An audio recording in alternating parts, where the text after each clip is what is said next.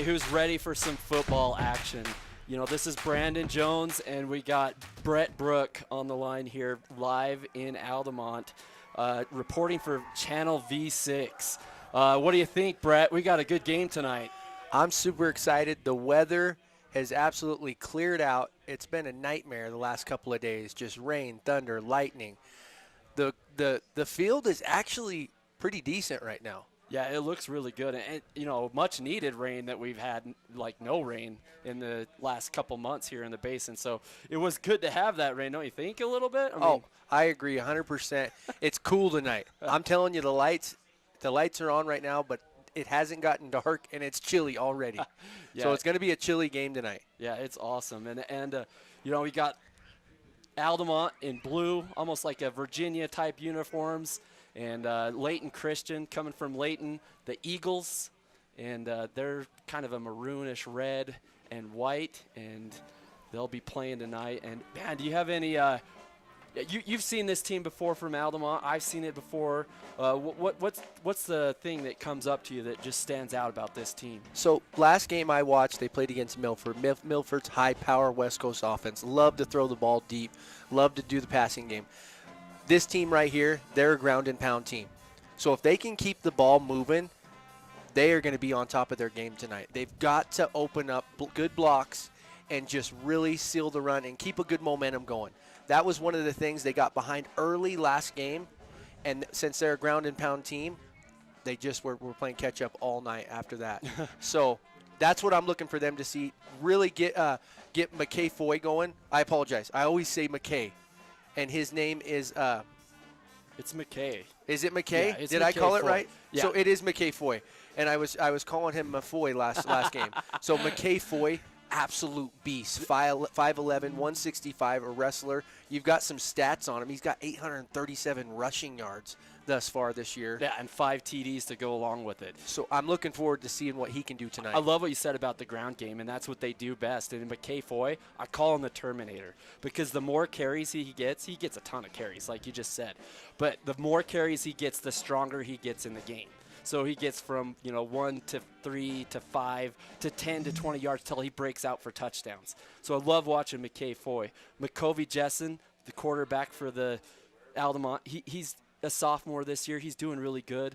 You know, he hasn't found that rhythm yet, but he has found a couple receivers throughout the season. And Layton Christian, they're kind of the opposite. They like to throw the ball, but they do have another kind of running back like McKay Foy with Dustin Moffo, number 1. Watch this dude. He's all power. He's just a lot like this Terminator. So we're going to have to come up with another nickname for Dustin Moffo on the other side, number 1. Watch him, Brett. And looks like that we're going to have a national anthem, and they're standing for the national anthem. And we're going to keep it here live, and watch the national anthem, and you won't hear us, and we'll be back right after that.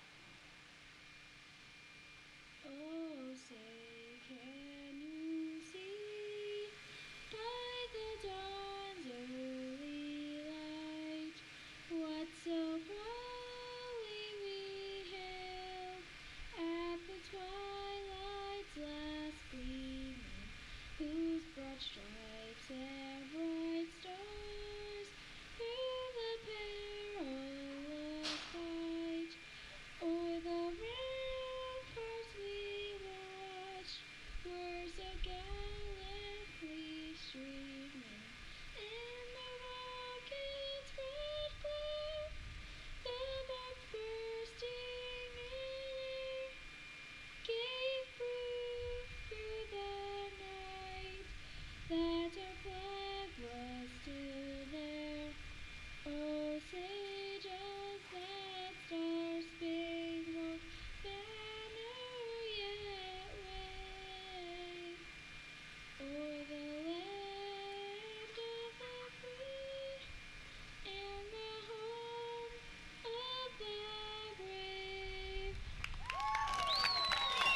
always a special scene in high school football, college football with, the national anthem, having the flag raised and blowing in the wind, supporting our freedoms that we have to, for the country that we have. So great thing happened. It's senior night tonight with Altamont Longhorns. And, Brett's going to talk about some keys to the game for Altamont. So definitely keys to the game for Altamont is one of the things they struggled with on their return side when they were kicking the ball off last game is they were having a hard time controlling that initial catch. So keys to the game, coach says they got to control those and get a good control on that and get up the field immediately. Another key to the game, too, is they've got to hit their men in the open flat. Not only keep a consistent running game going, but they've got to keep the short passing game going as well tonight. So that's going to be another key to the game. And another key to the game is get McCoy going early on. Okay, they've got to get Foy. That's where I said McCoy. I mix his name up. They've got to get Foy going early on, set the tone with him. He's one of the key pieces for the Longhorns. So if they can get that going, I think they're going to have a great fight tonight. Yeah, I like what you said with the passing game as well. They had some big plays earlier in the season with McCovey Jessen hitting Cooper Russ. He's a big target, number 80. He's a really big guy. He had a 60-yard touchdown against Evanston, and that was a really killer play that they need to kind of go back to. But ball security is another thing that Trent Richens talked about. He needs his guys to hold on to the ball, and they've been working through it in practice, and they think that they're better than that. So with Layton Christian, Andrew Jones in his third year, and he does such a spectacular job with his guys because he doesn't have a lot of guys to work with. There's 22 people on the roster, and so he has all his guys playing offense and defense and special teams. And, his keys to the game is to start fast. They want to score first. And so they want to come out here and establish, the run with Dustin Moffo as well. But then just to get things going, and they want to score first. They want to punch them right in the face first. Number 2, they want to have ball security, a lot like what Altamont said that they wanted to. They had some troubles with some fumbles and some interceptions throughout the season, and they want to take care of that. And the third thing is don't get lost in the lights, which means it's senior night. It's senior night here in Altamont. Don't get lost in the lights. Don't, take things one at a time, simple steps. Don't try to make things too complicated. Just run your offense like you know how. Play catch with your guys out there. And if they do that, then they can have a good chance at this game as well. No, I'm super excited. Just going over the stat sheet right now, you've got McKay Foy, 837 rushing yards, 5 TDs. And then you jump over here to Dustin Moffo, and he's got 896 rushing yards with 10 TDs. So, these guys are top super level. Similar. Yeah. Yes, so it's going to be fun to see them battle it out and see who wins the game tonight. Yeah, and McKay Foy, it's kind of scary. He's only a junior. And coming back next year, Dustin Moffo is a senior, so this is his kind of time to shine. Last year, this game, they played 32-8, and it was at Layton Christian, and Layton Christian took it. So look for Trent Richens to get a little bit of revenge on home field on senior night. And the kickoff is about to happen, and man, we're just excited to come here and bring this game. We got the Killer Bees, Brandon and Brett, back again. Definitely. Since baseball season, right? Definitely. So who do we have back to receive for Layton Christian? So Jace Holt's their quarterback, number 2, and Dustin Moffo, number 1. Let me see who – I can't see who's getting the ball yet. Let me check it out on this massive big screen TV we got. Beautiful kick. He'll get it about the 3-yard line. Yeah, that was number 1. Yeah, so Dustin Moffo returned the kick. He's their main primary running back, and he gets it going. So, the offense of Layton Christian by Andrew Jones, he's their offensive coordinator. They love to run multiple sets, so they're not stuck to just an I-pro formation. They run it all, and they'd run in the spread as well. So look for Jace Holt and company to start this off right. And like I said, they want to score first. And defensively, man, Altamont, they're really good. They do really well. John Johnson in the backfield right there, number 8. Watch him. Flies to the ball. So they're set in an I formation right now with Jace Holt. Gets it and brings it to Moffo down the middle. Nice tackle by number 1 of Altamont, and that's Tristan Farnsworth. So keep an eye on him. 5'4", 120, just nothing but dogfighting that guy. Yeah, Farnsworth is a stud as well on defense and offense. They love this guy. But Moffo gets that first carry. And, both of these teams want to fill each other out and establish that run early. Definitely setting the tone right here early on, getting positive yardage. So let's see what we do on second down here. Holt takes the ball, hands it off to Moffo up the middle again, and he gets a couple yards and hit by number 26, Carson Sheets. And right there, number 1 was right into it, Farnsworth. And it looked like the same exact play. To be honest with you, it looked like the same exact play. Coach says run it again. They got about this little bit more yardage on that one, but nonetheless, positive yardage. Yeah, and we were talking about, simplifying the offense on both sides of the ball. They both are kind of struggling over the course of the year. You have Altamont, who's we find out they're 5-5 last year, but this year they're 3-4 and 2-4. As Moffo gets the ball again, and he gets a first down pretty easy there. So 3 straight runs basically to Moffo, trying to establish that run game. They're doing it, right? And each time they did, they got his blood flowing even more and more. So he picks up the first down and more, moves the chains for the first down of the game with 10:32 left here in the first quarter. So again, Layton Christian they did a really good job last year. They, got in the playoffs for the first time in a really long time, lost to Kanab, and this year they played a little bit of tougher schedule. Moffo, again, up the middle, comes into the right side and is tackled. Gets hammered by number 26. That's Carson Sheets, 5'8", 150. And he's had his share of rushing yards as well, 320 rushing yards and 3 TDs. Yeah, there's 2 running backs, Carson Sheets, Braden Montgomery. For Altamont, they both do a really good job, both over 300 yards on the year. But, what's cool about 1A football is pretty much everybody plays offense and defense. And, and especially with Layton Christian with 22 guys, that's 11 and 11. So you can't, you have to have everybody playing. As Moffo gets stopped in the backfield. I don't know if it looked like they snapped it straight to him. That was a good play by Altamont. First time they got push. And it was a straight snap to him, and they'll bring him down in the backfield. Credit that to number 67, getting a good hand on that one. Thomas Phillips. 2 wide receivers on this right side, one-on-one coverage. As Holt gets the snap in, shotgun, throws it, and he's got an open receiver, but it threw it just a little bit in front of him to number 34. Number 34 is Coulter Wheelwright. Yeah, and you had 5 and 21 over there in the area on the LNL replay. McKay Foy in the area, and he doesn't want anything to do with him. Jace Holt says, I'm going to put that out of his reach, and does that very well. That one just had the feel of a pass, and it was third down. Kind of felt that way, and they just didn't get it. They're going to be punting here. So back to receive is big McKay Foy, number 5.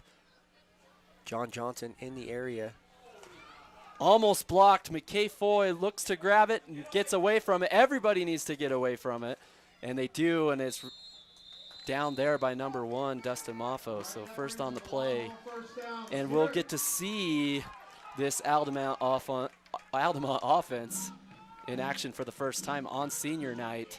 And, Trent Richens is saying that, he's teaching ball security because that's the number 1 thing that's been happening. They've been fumbling the ball in double-digit numbers this year.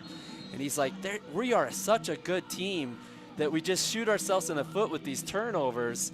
I would just love us to play a clean football game and see, what the final score would be. And so look for tonight for some extra ball security from these running backs.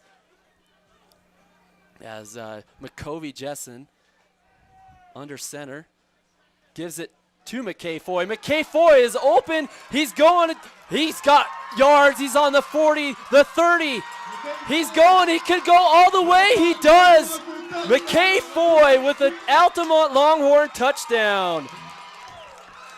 And there you said it. You talked about it before. The Terminator gets it going already. And on the first play, the first snap, gets a touchdown. What do you think? Right here on the LNL replay, I don't know how he gets through these guys, but he does. And then it's off to the races. He's got one man to beat, and that's number 2. Falls down here. Then he's got number 3 just to keep all the numerals in order. Great block right here by number 30, and then he's off to the races. So somebody give that man an inhaler, a drink, because it's time to play some football tonight. Yeah, and that is exciting for this Altamont team. Senior night, they want something good to happen, and boom, they scored first on the first play. McKay Foy. So he is the man on a mission tonight. You know, senior, looking for his leadership. He's going to give it to you on both ends of the field, and way to start for Altamont. Yeah, and the offensive line, they said that they were going to bring it tonight, and they were going to block for McKay Foy, and they did a good job of getting that hole open, but then McKay Foy broke a couple tackles and was gone. As the kick is almost done by Braden Montgomery, and we have some whistles. Flag on the play. It looks like, did the defense come over, or was it the offense that went early? We'll look. And the offside's on the defense, so they'll get a little closer and retry that. Encroachment on the defense. Like I said, half the distance to the goal. And like Brett was saying, it is a beautiful night here in Altamont. Oh, and then the offense, you know, since they get that penalty, they go out there. They're going to go for 2. Oh, I love it. Here we go, Coach. Get him fired up here in Altamont, Utah. Senior night, packed house over here on the home side. You know, what I like about both of these teams right now, it's like the start of their season right now. It's 0-0 in region. This is the first game in their region. So this is the time to make a statement, and Altamont has done that. Look at the tenacity of the Longhorns as they approach the line here. Jessen goes out to the left, and he could be all the way to the end zone. Yeah, he gets it for 2. Is that McCovey Jessen? Yes, it is. Little high step in the end. Love the flair. You got to give him that country flair out here, Brandon. Yeah, McCovey Jessen does a good job of getting on the outside and using his speed, and 8 points on the board for Altamont, just like that as we watch the replay. Beautiful sell by 26. And then off to the races. A little Barry Sanders-esque right there with the high step. Gotta love that. And here we are, 7-0. Altamont strike, or 8-0. Yeah, sorry. Yeah, we're gonna go to break, and we'll be back for kickoff. By fixing it the first time, we show our customers that we care. I'm Rico. I'm a technician at L&L Motor. I've been in the automotive industry for 7 years. I'm Amanda Kazik. I work here at the parts department at L&L. I like being a technician. Every day is a new day, and it's cool to see a concern and be able to fix it. They're kind of like my family, so they've really taken care of me and given me a ton of opportunities. We value the Fix It Right First program. Try to go the extra mile for the customer. When you need windows, doors, bathroom glass, or paint, Jones Paint and Glass can help. With over 80 years in the industry, we're Utah's go-to expert for paint and glass. We offer beautiful, energy-efficient Jones Paint and Glass windows, as well as Anderson and Marvin windows and doors. We also offer top paints like Benjamin Moore and PPG Pittsburgh paints. Whether you're remodeling or building from scratch, Jones Paint and Glass has you covered. When you hear the crash. And we are back live here in Altamont, and we'll do a replay on the kickoff. Just a little bit of muffed opportunity right there, and then a flag. It looked like it was going to be holding on Altamont, but you could see Moffo couldn't quite grasp it and kind of was bumbling around. Finally picked it up. Not sure where the flag was on that play, but. So, yeah, they had a hold, so it'll drop them back even further. And Moffo, that ball had some kind of oil or jelly on it, but he kicked that thing around and then couldn't find it. But here we are now, first down, and they're back up against the wall. As Moffo pulls up in the middle again, trying to get a couple yards, maybe gets 2. And who was that in there? Number 1, the big dog. Let him eat. Tristan Farnsworth.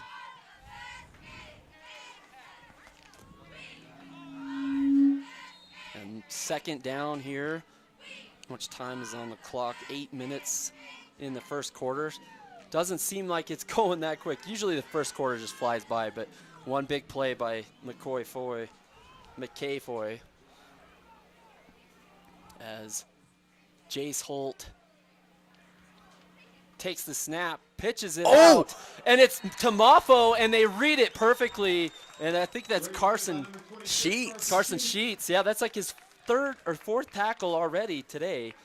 And doing a good job against Moffo and crew right now. Doesn't bite on it whatsoever here on the LNL replay. Great camber angle. And as soon as he gets it, bam, lights out. So great tackle by Sheets. Puts the sheets right over his eyes and sends him to the ground. So Altamont with the tenacity tonight. Love it. Yeah, they're fired up and ready to go out there as the Eagles try to get something going and get to the line, and they're in that pro eye. Same formation as they ran last time. They're looking to throw the ball deep, and they've got a man. And that was number 3. Man, that was a good throw. No, number 7, Trey Johnson. That's their number 1 wide receiver. Are over you 100 kidding yards me? already on the year. 1 touchdown. Great play from LNL replay here as Jace Holt backs up, throws. And Foy just loses him right at the line of scrimmage. Looks over, checks the quarterback, and when he does it, that ball is already in the air. Great hands with the cold weather here tonight by number 3. Number 3, I don't have that on my roster. I wonder if that is Trey Johnson, though. Maybe he had a number switch. Absolutely killed that, and then they'll keep it on the ground here. So Altamont doing a really good job of stopping the run here, Brett. You know, Moffo, they're expecting him to get big yards after every play, and he's just getting stopped back there. Yeah, doing a great job containing that whole line right there. Another great job that we have in sponsors is Ashley Regional Medical Center. Welcomes Tyler Moore, orthopedic surgeon. Dr. Moore did additional fellowship, year-long training in sports medicines. Begins seeing patients on August 27th.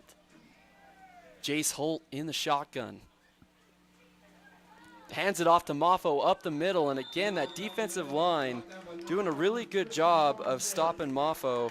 Number 68 led that tackle, Talon Kinniston. And Tristan Farnsworth right in the mix again, had his ankles. So still sticking with that. That will break open. Yeah, they're going to wear the defense down. Coach knows what he's doing. Yeah, especially it's going to in the break first open. quarter. That's what you're trying to do, is soften up that defensive line to where those holes get bigger, like Brett said. Holt with 3 wide receivers on the right side. And flags on the play. Looked like someone might have jumped on the offense. It's going to be...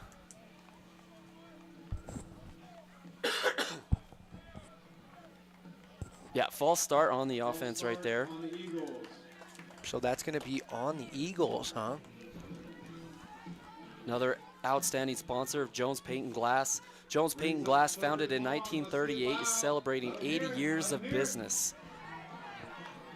Whether building a new home, remodeling, Jones Paint and Glass is the place to go.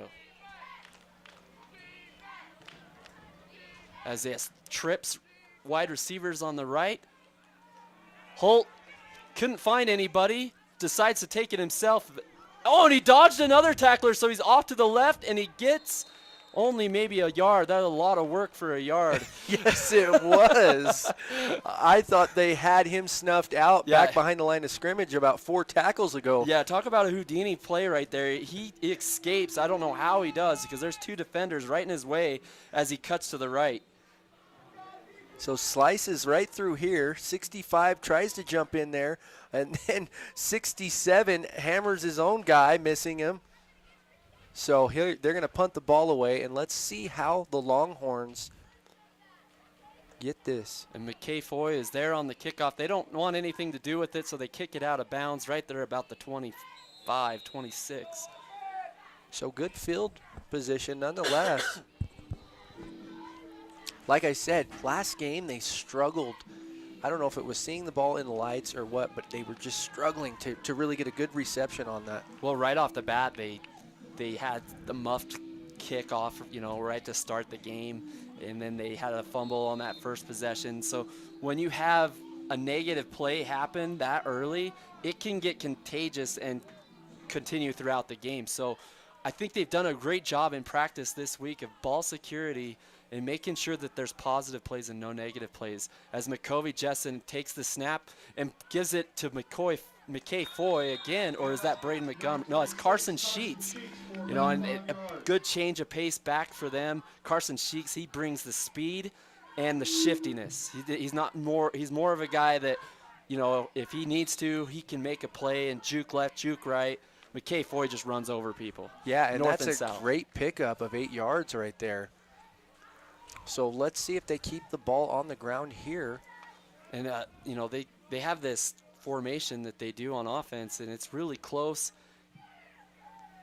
as everybody's on the line basically, and they get a couple, but not very much. The defensive line gets good penetration that time, and they're saying that they have the ball, but it looks like they came up with it. As Yeah, Carson they're going to call Sheets, third down got on that. the play again. So 3 minutes and 23 seconds left here in the first quarter. And Layton Christian's wanting to make a stand here. They want to get a 3 and out. They want the ball back. And they need it to keep this game tight. Layton Christian's going to give them everything they got right here. Let's see him bring the blitz, put some pressure on Jessen. So they line up in that. And a flag is thrown immediately. Oh, and they snuffed out Jessen. 55 gives him the old bear hug. And that is, I'm going to let you pronounce that name of 55. He's 6 foot 260, and he's a sophomore. Wow. Okay, so Faimani Vataki? He said it, viewers. Dude, he said it. I didn't want to disrespect Yeah, I him in don't any want way, to but the either. guy's an animal. We're calling Fami Vataki. So That's we're awesome. moving the chains. I didn't quite see what the call was there, but they moved the chains. So it'll I'm be a not first sure down. Exactly either. So running that power I set again. McCovey Jessen under center. See what they do here, if they go to the throw or if they run it. In motion, number 8, John Johnson, but the Carson Sheets takes it. And, wow, that was a good play because it kind of fooled everybody. Looked like Carson Sheets fooled everybody and even our camera work a little bit, and he gets a big first down. Brought down by number 9. Great tackle, because if he does not make this tackle, he's off to the house. Yeah, John Johnson in motion. It looks like that he might get the ball. They give it to Carson Sheets. Right there. He was going to be off to the house if number 9 didn't get his paws Yeah. on him. So great tackle by him. Braden Montgomery made a really good block at the end of there, too, to make it extend a couple more yards. And the defense looks to stop another play. McCovey Jessen gives it to Sheets. Sheets up the middle and gets about 5. No, 7 yards on that play, man. That was a good play for Carson Sheets. So he's running well. McKay Foy is running well. Braden Montgomery is the other running back that hasn't quite got the ball yet, but watch for him to get the ball. But he's made some really good blocks. No, great to job get him by open. Coach. Sharing the ball, getting everybody involved, and it, like you said, it's contagious. So they're back in the power right. They do have one receiver out here on the left side, one-on-one coverage, as they will just be content to run it up the middle, and a flag is coming in, and usually when a flag comes in from that route, it is a holding call. So we'll see if that's a holding on the offense, or if someone came over.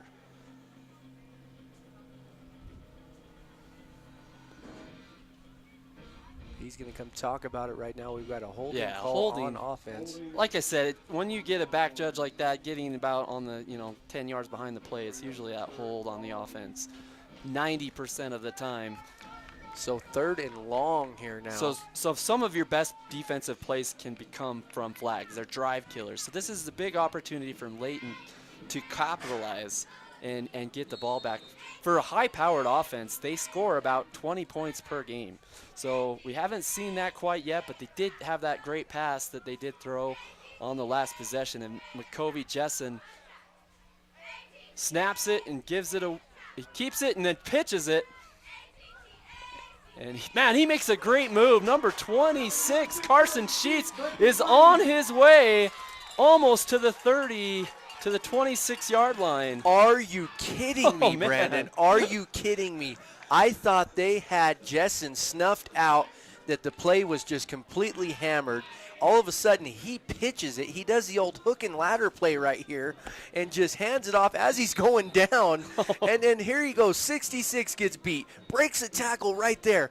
Passes 75. And then he's off to the races. Picks up the first down and more.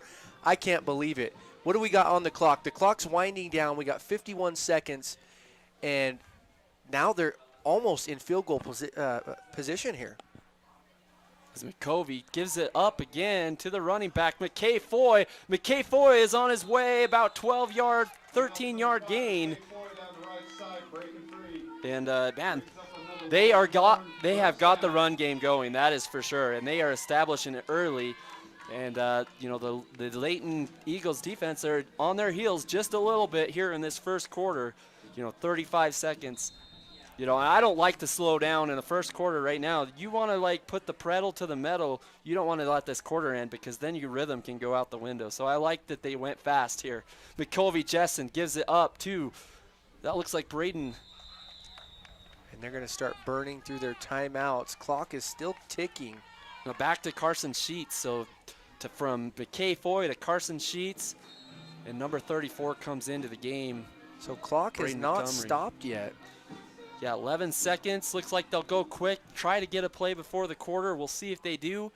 McCovey Jessen under center. Gives it to McKay Foy. McKay Foy sees an opening, and no one's going to stop him. He's going to get in the end zone. Heck. Tackled, but Oh, not. no. Oh, is it on no. the one? Is on the one. It looked like he made the gesture for it. Now he's going to call it to the one. I'm not sure they might 1 talk yard about line. it. L&L replay. We got to see this to see if he made it in. That was a great play. Some good blocking. I thought this play was had. They were going to have a loss of 10 in the backfield. But really good tackle. Almost a horse collar there from number 4. And I don't know if his knee goes down Brighton here. Hellbach. It looked like the ball broke the plane. Brighton Hellbach makes the touchdown saving tackle, but they're still talking about something down there Yeah. in the goal line. So Let's go over the L&L replay one more time if we can get it pulled up. But I don't see his legs. Nothing goes down. It looks like when it comes down into contact, it's that ball hitting the plane. While we're waiting to pull up the L&L replay, Water Hollow Ranch, do we have a player of the game to give away this week, or do we not? we'll find out. I believe we do, but we will find out. We're definitely going to have a player of the game. But Zion's Bank wants to help you make a financial touchdown. We haven't forgotten who keeps us in business. More at zionsbank.com. With 3 locations in Uena, Duchesne, and Duchesne counties, plus online and mobile services. Zion's Bank, a proud sponsor of Uena Basin High School sports. So, yeah, looking at that replay again, it looks like he might have got in, but if he didn't, that would be a fumble, but Carson Sheets picked it up in the end zone, so it should be kind of a touchdown either way. So they're gonna call stands. They're gonna move it down to the other side of the field here on the 1 to start the second part of the second quarter here. And they just moved right into the second quarter, and we won't have a break. We'll just stay here live. And, they're looking anxious to put this one in. And Layton Christian, they got to come up with a play here and stop the bleeding a little bit. So who gets it here? Do you reward Foy? I'll go right back to Foy, but they go to – was Foy. That was Foy. And he's in. And he's in. Touchdown, McKay Foy, number 2 on the night. So big plays for McKay Foy, Carson Sheets, and this Altamont offense. It's super exciting. I mean, they are on fire here on the L&L replay. You knew it was coming. Nice handoff, and you can't arm tackle him. You got to get all of them. So he slides in easily there. And Braden Montgomery up to kick the PAT, and it looks like it's through. Nope, it is no good. Oh, that was Wow. a tough angle from here. Yeah, but they did get the 2-point conversion to start the game, so it is 14-0. And we will come back to game action after this.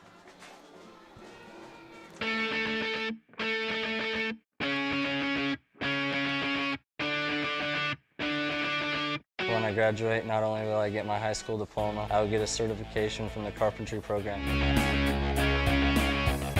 I was born and raised in Vernal, and I didn't want to leave. I wanted a master's degree. I always have since I was a little girl.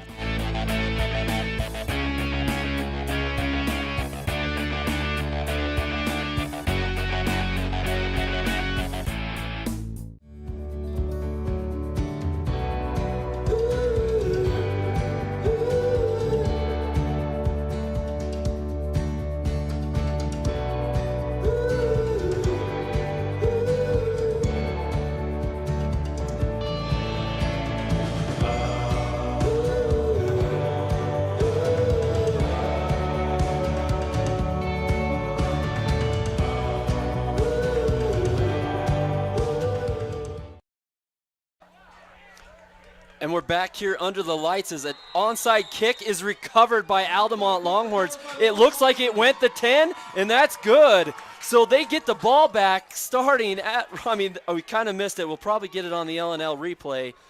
Here it comes. Watch this. Perfectly executed onside kick. By Jimmy Diaz. A little bit, you can see how moist the field is out there tonight. You know, and it look at this angle here. Beautiful job there. It looked like it was going to go out of bounds, so Layton Christian kind of backed off, but all of a sudden it curved back in. I'm not sure if a player tapped it because we didn't have a good enough angle, but they got it, and it went 10 yards, and that is good. Thomas Phillips comes up with the recovery. You know, onside kicks never work, ever. I mean, I've seen like 4 in my lifetime work. Jimmy Diaz. We got a Water Hollow player of the game in our sights. Man, that was awesome. John Johnson gets the ball, and it goes around the end and doesn't get much on there as a good defensive play by Layton Christian.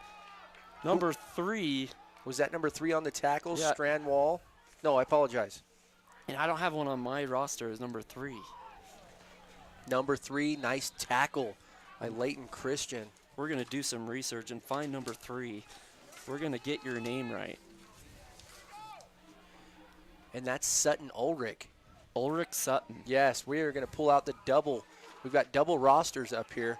We've got a 90-inch screen here in the booth. If we had a heater, we would be living the dream. That's true. I mean, or some lazy boy chairs to just watch the game. I mean, this is awesome. Dale Allred, if you are listening, or if we've got to go to the United, operated by SkyWest, a special thanks to United Express, operated by SkyWest, for sponsoring tonight's live coverage. We could use a few lazy boys if you're listening out there, but we do appreciate all that you do for V6 Media. Yeah, and L&L Motor proudly serving Enter the Basin by offering unsurpassed customer service, along with the largest selection of new and used vehicles under one name. So McCovey, Jessen, and company get back to the line under that power I formation. One receiver on the right side. It looks like Cooper Rust. And that's McCoy. And McCoy gets it up the middle and takes it for, man, another first down right there for the Longhorns. I did it to you again. I called him McCoy. McKay. Okay, so that's his nickname for me, okay? The real McCoy? Yes, he's the real McCoy, okay? So I like my Terminator name better. McKay, I'm calling you McCoy, all right? That's your first name, your last name, tied into one. You are the real McCoy. No disrespect intended. So let's see what we got. Did we move the chains there? Yeah, they got a first down right there. McKay Foy took it for the 10. As Jessen looks to do it again here as he gives it up again in the middle, and it's red this time. Good by the Eagles defense. That is coming up huge. Look at big number 79. You know, breaks that nose tackle. Number 79 is man, he's a big dude out there. Number 79. We don't have his number either? No, we don't. Man, maybe he's on your blue list. He's not on there, but nonetheless, absolute beast on the tackle there. Layton Christian making the trek all the way up here to Altamont, this beautiful country. Fall in full effect.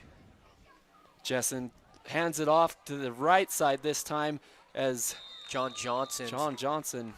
Is he going to get a couple on the play? Gets the fly sweep right there to the right. John Johnson, they're trying to get him around the end because he does have a lot of speed. And, you know, in practice, John Johnson, he's a great safety, and he can get anywhere really fast. And, you know, he's one of the hardest working guys on this team. And they love watching him in practice. And when I was here playing the Evanston game, he was all over the field, and he had at least 8 or 9 tackles at that safety position. As McCovey Jessen has a two running back system going on this time, and they hand it down the middle. Carson Sheets gets tackled by number 20. 56 struggling to get up here. An injury on the field. Cal Allen looks like he's down, and you know, we hope he's okay, and we're going to go out to break and come back after this.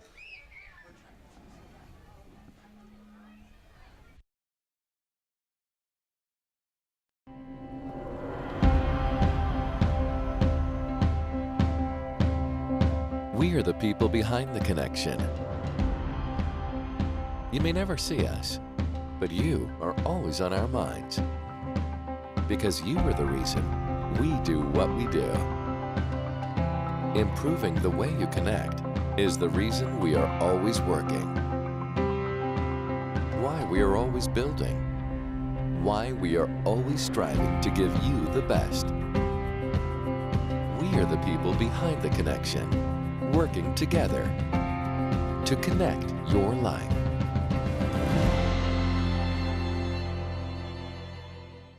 At Moon Lake Electric, we are a locally owned cooperative with a deep history of providing dependable and affordable electric service to its customers for over 75 years. With a state-of-the-art electrical system, we are setting a standard for excellence in the electric utility industry. We are proud to call this place home, and we are happy to support our local schools and athletes. Find and like us on Facebook for energy-saving tips. Moon Lake Electric, keeping the power on. And we're back live under the lights in Altamont as McCovey Jessen is about to take the snap. He gives it up. And it looks like there's a penalty on the play there, as it's given to John Johnson again. But let's see what the penalty is. Number 4 on the tackle, that was Brighton Hellbach. And Brighton Hellbach is their ball hawk. He's got an interception on the year already, but he also comes in, make tackles. He's got 16 on the year. And we've had a lot of penalties here in the last couple minutes.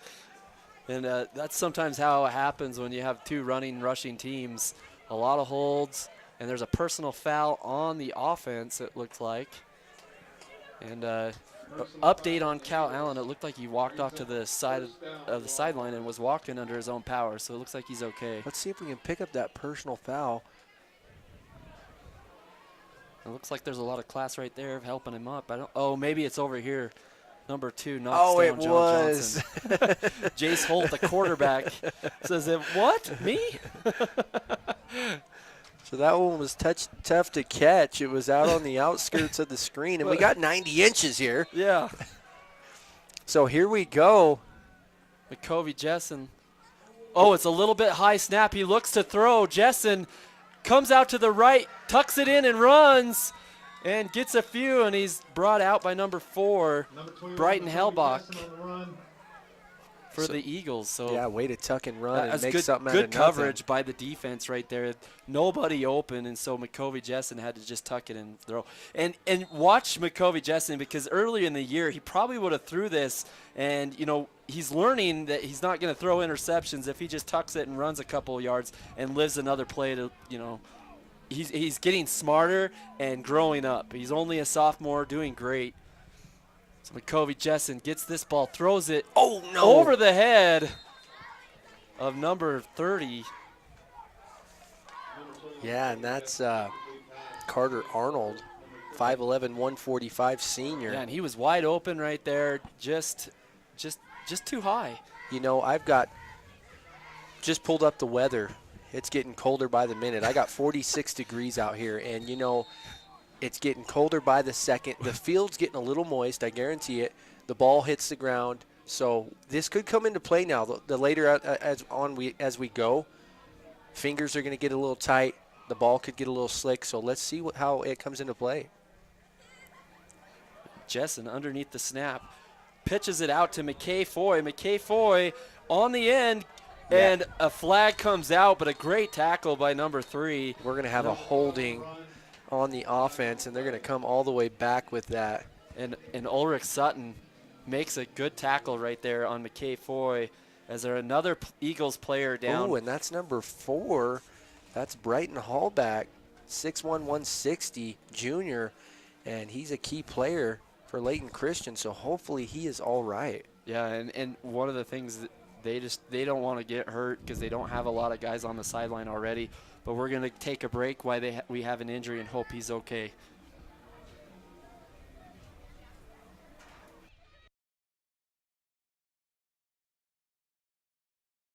Here at Stewart's Marketplace, we are pleased to announce that we are now carrying certified Angus beef. Team that up with our Smithfield prime pork, and Stewart's Marketplace has the best beef in the basin.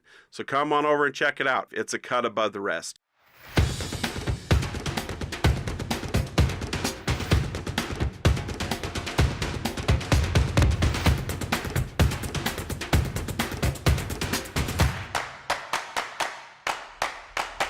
Hey you! It's the moment you've waited all year for. The Corn Maze is open again in Bluebell. Your favorite fall activities in one place. There's a pumpkin patch, kettle corn, goats, pumpkin cannons, spooky trails, 70-foot bounce pad, the witch's house. So go to www.bluebellcornmaze.com or look up Bluebell Corn Maze on Facebook. Head to the Corn Maze at Water Hollow Ranch, located in Bluebell, where getting lost means finding fun. So back here in Altamont live for V6, Channel V6, Brandon and Brett Brook. As McCovey Jessen looks to throw, he's got an open guy. Number 5, McKay Foy gets the catch and then gets tackled by number 5 and 21. Good plays by the defense. Number 21, Flynn Dalton. Flynn Dalton makes that tackle. Makes the tackle, but let's look at the LNL replay here. Watch McCoy's foot right here, the real McCoy. Watch him as he tumbles right here, and it just slaps number 21 across the shoulder there. So football, definitely a tough spot. And we've got a man down on the field here. Oh, man, and another injury. Is that one of the Altamont Longhorns? Yes. So who is that? If we can get a camera angle on that and to see who that is. You know, but we actually are going to go to break and hope he's okay, and we'll be right back. And hopefully we can get this game going again. This is Zaylee Ann. She was born on May 24th, 7 pounds even. The first time I saw Zaylee, you know, you hear of it being love at first sight, but she looked up at me and it was like, there's my daughter. Where have you been all my life? I've missed you. When you're having a baby, you have a lot of questions, and it's not just you that's involved, it's your child also. And from a mother's standpoint, you care a lot about that person inside of you, and you care about yourself too, and you want to make sure that you can make the best decisions for your family. As women, we want to be heard. It's our bodies. We're going through something pretty important, and knowing that the medical team that would be helping me would be very competent, that was important. They offered me their advice and told me exactly what my options were and let me make an educated decision, and I think that's really important. And when I delivered, all of them, every single person that I had come in, very friendly. They all just wanted me to have the best possible outcome that I could. I always had to do the night shift, which is the graveyard. And the first encounter I ever had with a ghost was on that shift. It's eerie, and it makes my skin crawl.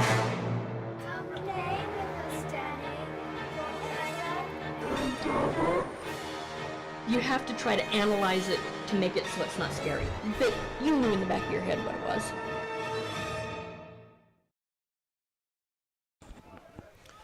We're back here live in Altamont, and we've seen a couple injuries, and I like Brett has brought up a good point. It's been getting a little bit colder out there, and the field is harder, and so a lot of these guys are getting injured when they're hitting the ground. It looks like as Cordell Taylor. Yeah, Cordell Taylor is coming in on the last play. Jessam took a big hit. And he's on the sidelines right now with his helmet off. He was down on the ground for a little bit. Yeah, he walked off in his own power, so it looks like he might be okay. But McKay Foy, man, he's so patient of following his blocks on that replay. You can see he was just waiting for his guys to get in front of him to get that block so that he could get an extra few yards. And, man, for a junior, he's a smart running back. So first down here.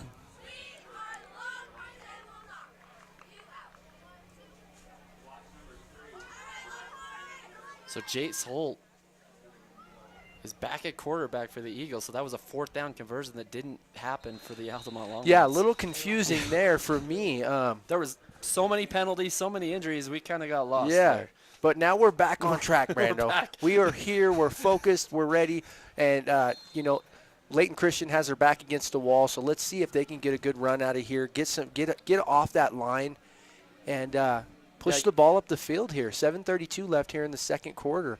Get a little breathing room, and you'll take the ball if you're not going to be upset if you get the ball right in front of your thing, as long as it's a turnover. But man, Jace Holt needs to have something happen here. Dustin Moffo maybe to get him going as they run out to the side.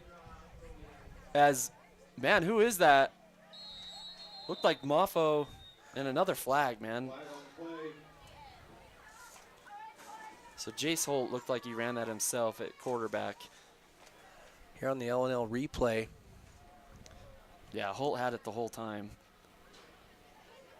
Looked to see if there was any open. Good coverage on the defense downfield and a couple tackles. We'll see if we see a personal foul as you see the ref throw it right there, but I couldn't see anything. I couldn't see it. We've got the 90-inch screen up here too. I mean, we got bad eyes up here. I got 20/40 vision, and okay, so they're going to march them down the field 15 yards. So it's on Altamont. Actually, no, only 10. So we've had a few different penalties, and the one was called a previous couple plays was the blindside block. That's a new rule implicated in high school football. They don't want any defenseless player to get hit from the side or behind. As Holt hands it off to Moffo, and Moffo gets a few this time. And, what you said, Brett, they're going to keep going to their bread and butter of going to Moffo and soften that defensive lineup. And you saw a glimpse of, Altamont being a little bit tired and on their heels on that play, even though it was only for 3 or 4 yards. No, number 79 for Layton Christian, absolute machine on that defensive line or offensive line for them. And defensive line. He's got in a couple times. I don't have him down as a number. I'd love to give him a shout out. I've been watching him, so I'm not even going to guess. Possibly Mike Cannon. They have him down as number 73 here. And it also could be Timon Obermeyer because I haven't seen number 60, and he's a big guy with 2 sacks on the year with 16 tackles. So we'll watch and make sure that we have the right guys. So 6:48 left here in the second quarter. The score is 14-0.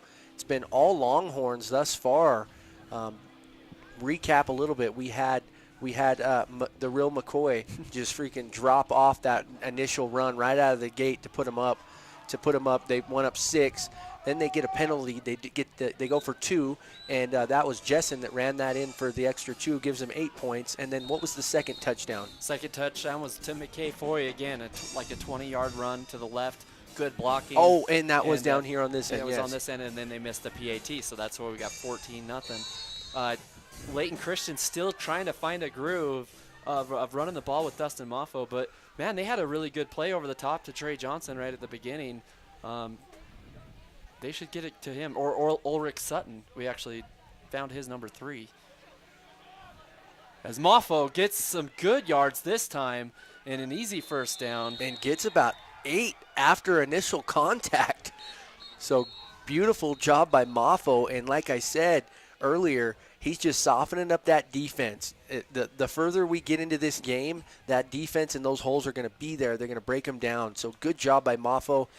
There's your guy, the real McCoy, right there trying to bring him down. To tackle. How ironic is that, you know? On one side of the ball, McKay is running and gunning, and then you get to tackle him on the other side. But it looks like there's a flag on the play that this is going to come back and hold him. So Layton Christian been plagued with penalties here in the first half of this game and takes all that yardage back. So yeah, and it kind of takes away what they want to do too, because you're forced, you know, now you had a first down, now you're 1st and 20, you know, and it kind of takes that run away, maybe not for the first play, but you've got to, you know, stretch the field a little bit and maybe throw. As Jace Holt is in shotgun, gives it up. No, he takes it around the end. Jace Holt gets about 5 back. And I've got another penalty. Another penalty. It is getting chippy out there. I don't know what the play was. It seemed like it was right on the tackle. And usually Layton Christian's pretty disciplined team, and so Andrew Jones has got to be pretty frustrated with his team right now of just getting penalties. But it might, that one might be on, let's see, the ref's coming to explain to us right now. And that one's on the offense again. Ow. So the Eagles just struggling to get positive yardage, and then, you know, just lack of discipline. I don't know what it is, but they're just getting those penalties, and they're right in front of the line judges there. Yeah, and shooting themselves in the foot with these penalties. And also they've had a few injuries, and they can't afford injuries because they don't have a huge roster. And, you know, like I said, these guys got to play defense, offense, special teams every play. And so losing 1 or 2 key guys is detrimental, and it can kill the rhythm of these offensive drives. As Holt looks back to throw. He's going to throw deep, but then decides to take it out right side, throws it to, let's see, who got that? Oh, and they're going to call that incomplete. Incomplete. Looks like it was out of bounds to an intended receiver, number 9. Here on the L&L replay. Drops back, goes through his progressions. Has to pull it down and scramble. 58 hot on his tail, and then lets it loose, and it's just a little too far. Actually, it was a beautiful throw. He just couldn't get 2 feet. He had 2 feet down, just couldn't get his hands wrapped around that ball. Yeah, and good pursuit by Casey Gilbert to make him maybe throw that ball just a little bit out of the bounds where his receiver couldn't get it. So they're going to stick with the run here again and pick up some positive yardage, but not enough. They're going to have to punt the ball away here.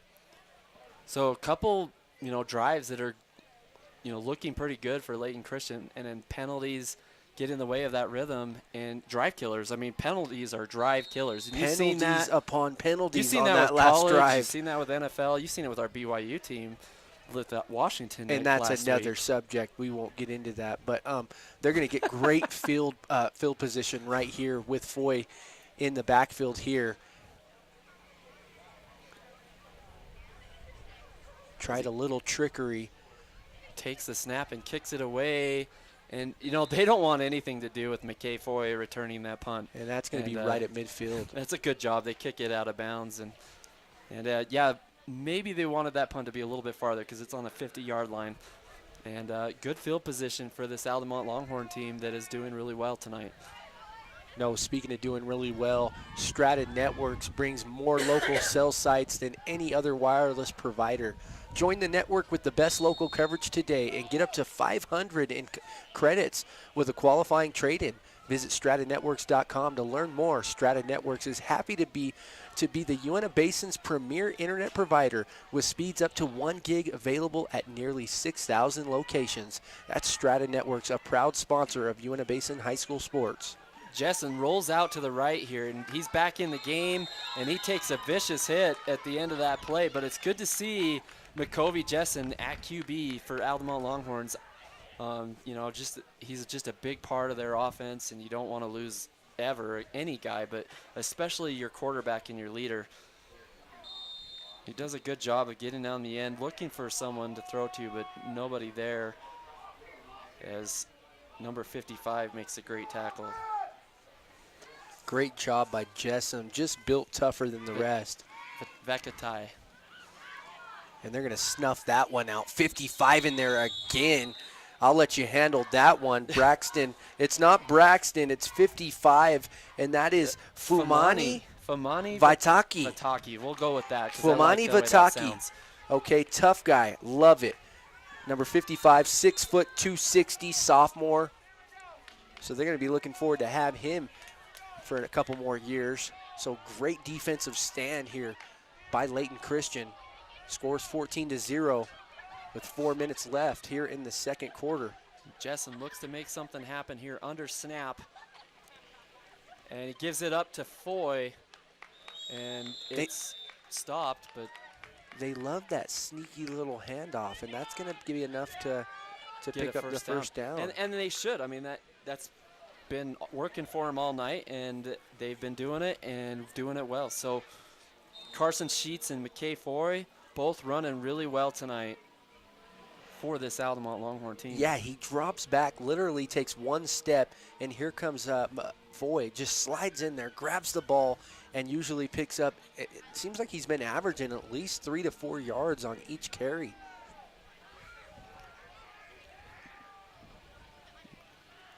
Jessen gives it up again to McKay Foy, and he gets a couple, and so good defensive penetration on there, and Coulter Wheelwright looked like he came into that play. That linebacker position says, hey, enough is enough.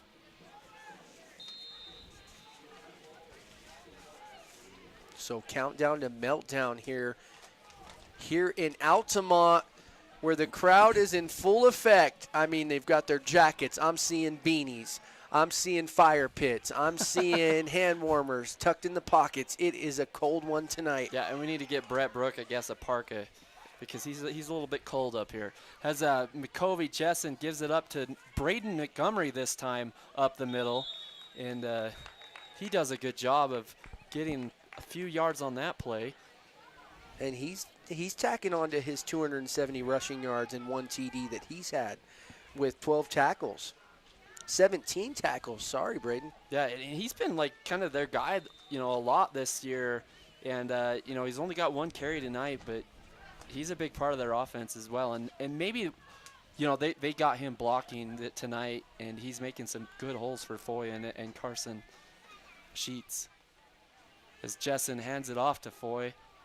Foy pushes that pile and keeps going. Oh, my And he's still going. And this is why I call him the Terminator. I mean, like, he's hard to stop. You know those bad guys at the end of the movies that never die, and you have to take a couple more hits on that guy to get him down? That's what McKay Foy is. It doesn't take 1 tackle. It takes 2 tackles. No, it's like 3 or 4. Watch this LNL replay. So the Terminator, he gets it going, and he's good at patience. And, man, look, he's just hand fighting right there, pushing. Good offensive push from the offensive line there. But, wow, man, a lot of that just on his own is a play comes around the right side here with Altamont and Carson Sheets. And the Longhorns doing a great job with clock management. 1:42 left here in the second quarter. And they will pick up the first down. It's going to be 1st and goal now. 1st and goal. And, another thing that Altamont's doing really well is that there's no flags. No holdings. Offensive line are doing their job up front. Kinniston, big guy in the middle, just creating these big holes for these running backs. McKay Foy takes it up the middle, and they're going to snuff him out. Yeah, that time it's snuffed out. And, Layton Christian will eventually start loading the box more, you know, if that's what they're going to do is run. But if you can't stop it, you got to make some different adjustments on that defensive end, as they do right there. Caleb Thacker checks in, gives number 33, Kel Moore, a break. So let's see what they have. Under a minute here left to play before halftime. Can they get another 7 on the board? Justin under snap. He gives it to McKay Foy, and he's in the end zone for a hat trick, number 3 touchdown on the night for McKay Foy. Did I just see another flag get tossed? And was it after the play, or was it before? It looked like after the play, right here on the LNL replay. I mean, look at the speed that he has as soon as he gets back to the line of scrimmage. So right here, let's watch it closely right here. So he tosses the ball. Okay, I saw the ball being flipped. That's what it was. Okay, no flags on the play, just a yellow ball to Brett. As the PAT, it goes in this time. That is good for Braden Montgomery. 45 seconds left here in the first half of play, and it's been all Longhorns, 21-0 now. Great job. Great job. You know, we're going to go to a commercial break and be back for kickoff.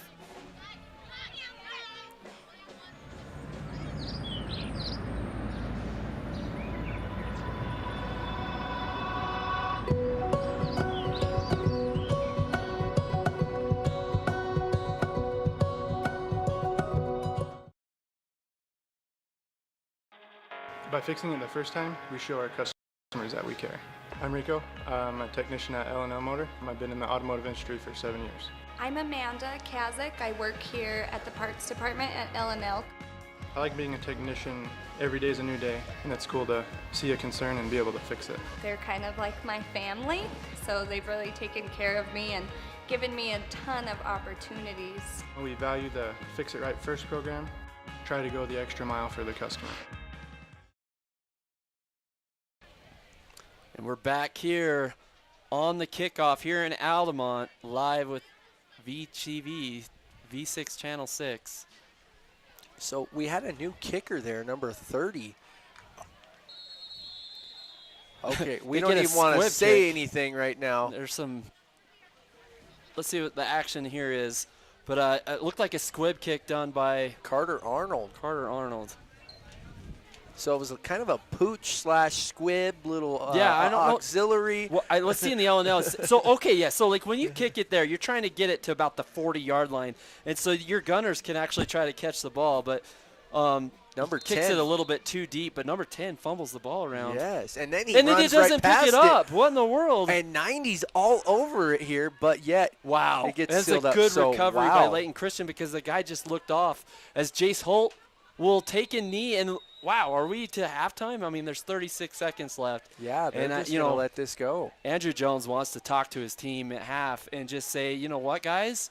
We need to stop the penalties. We need to execute. And, we can do this. We can get things going. But, it's kind of a snowball effect right now. You want to just take this into half. You don't want any type of negative play to happen before half. And that happened with BYU and Washington last week. We won't even mention that game. But it was 14-0 before half, and then we decided to run it and get the fumble, and it's 21-0. So that's harder to come back from. It's 21-0 at half for Altamont on senior night. Man, what do you think so far, Brett? No, it's been great. Like I said, I was out here last week, and I'm seeing a bit higher tenacity from some of their key players, and they're sharing the ball. It's just not Foy. They're sharing the ball all around. Jessum's just an absolute stud. But you got to give it to the defense of the Eagles. They're stopping. They're making good plays, and I think we're going to see a whole different team come to the third quarter. I agree, and McKay Foy is a tough guy to stop, and I was talking to Trent Richens this week, and he was telling me that, my guys need to work on ball security, but really what they need to do is have fun and play loose. And what he means by that is that if you play loose, that means that, you're not thinking about the mistakes in your head. And if you're tight, when you catch the ball or when you get hit and you tense up, you tend to squeeze the ball, and where's that ball go? On the ground.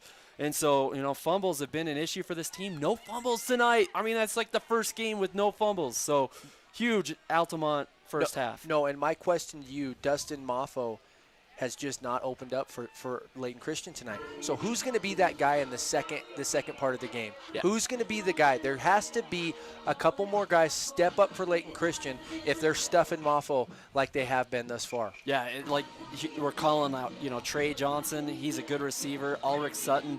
These guys have to make big plays. Someone's got to create a spark. Maybe the quarterback, maybe reads the run a little bit more. But, Jace Holt, again, Dustin Moffo is like your McKay Foy. You got to go to get this guy and get him, get him a lot of carries. And you saw in that second quarter when they finally got him going, and that defense was kind of on their back heels, but penalties killed him. And once Dustin Moffo gets going, he don't stop. And so, kind of like McKay Foy. I mean, they're real similar players. It's just they got to do what they do. So yeah, I'd like to see Layton Christian work the short pass just a little bit, open some things up, take some pressure off of Moffo, and then go from there. You got to hand it to these Altamont cheerleaders. It's 40 degrees out right now. Okay, they're dressed for summer attire. Those are some tough girls. Okay, I'm gonna leave it at that. Well, we're gonna come back and talk about some more about the second half, but we're gonna go back to a sponsor, and we'll be right back. When you need windows, doors, bathroom glass, or paint, Jones Paint and Glass can help. With over 80 years in the industry, we're Utah's go-to expert for paint and glass. We offer beautiful, energy-efficient Jones Paint and Glass windows, as well as Anderson and Marvin windows and doors. We also offer top paints like Benjamin Moore and PPG Pittsburgh paints. Whether you're remodeling or building from scratch, Jones Paint and Glass has you covered. When you hear the crash,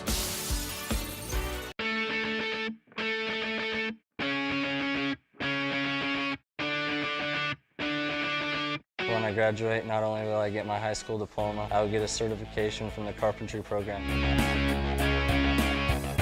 I was born and raised in Vernal, and I didn't want to leave. I wanted a master's degree. I always have since I was a little girl.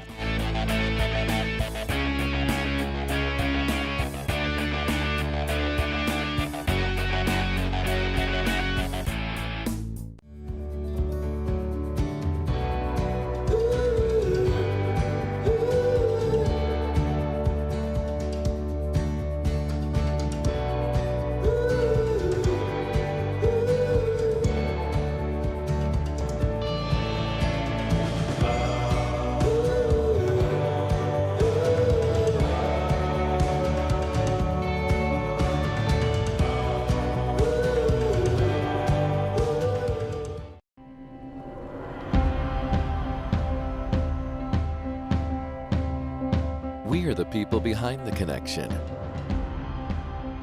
You may never see us, but you are always on our minds. Because you are the reason we do what we do. Improving the way you connect is the reason we are always working. Why we are always building. Why we are always striving to give you the best. We are the people behind the connection, working together to connect your life.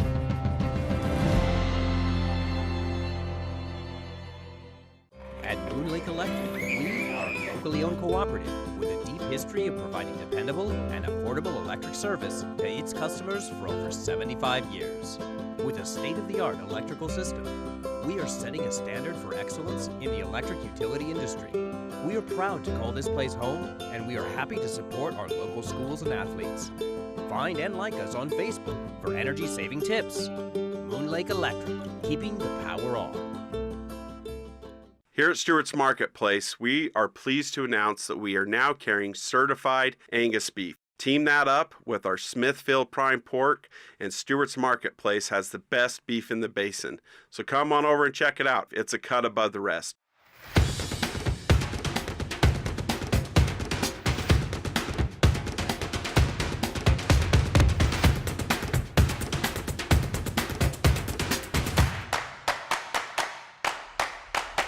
Hey you! It's the moment you've waited all year for. The Corn Maze is open again in Bluebell. Your favorite fall activities in one place. There's a pumpkin patch, kettle corn, goats, pumpkin cannons, spooky trails, 70-foot bounce pad, the witch's house. So go to www.bluebellcornmaze.com or look up Bluebell Corn Maze on Facebook. Head to the Corn Maze at Water Hollow Ranch, located in Bluebell, where getting lost means finding fun. This is Zaylee Ann. She was born on May 24th, 7 pounds even. The first time I saw Zaylee, you hear of it being love at first sight, but she looked up at me and it was like, there's my daughter. Where have you been all my life? I've missed you. When you're having a baby, you have a lot of questions, and it's not just you that's involved, it's your child also. And from a mother's standpoint, you care a lot about that person inside of you. And you care about yourself too, and you want to make sure that you can make the best decisions for your family. As women, we want to be heard. It's our bodies. We're going through something pretty important, and knowing that the medical team that would be helping me would be very competent, that was important. They offered me their advice and told me exactly what my options were and let me make an educated decision, and I think that's really important. And when I delivered, all of them, every single person that I had come in, very friendly. They all just wanted me to have the best possible outcome that I could. I always had to do the night shift, which is the graveyard. And the first encounter I ever had with a ghost was on that shift. It's eerie, and it makes my skin crawl.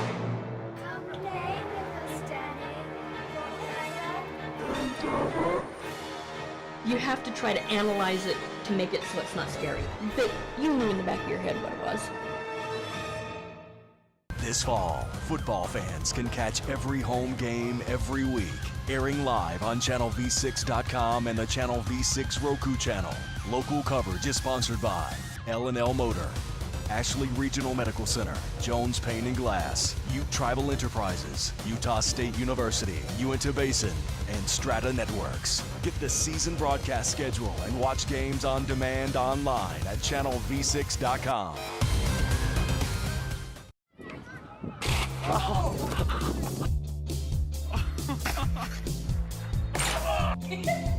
no!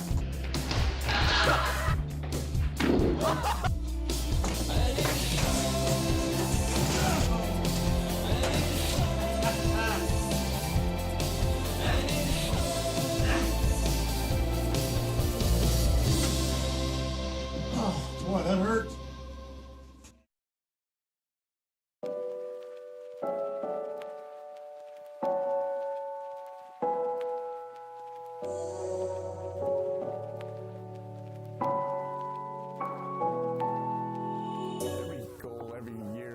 To be able to get better from week to week. So I think each week is an opportunity to improve from the week before.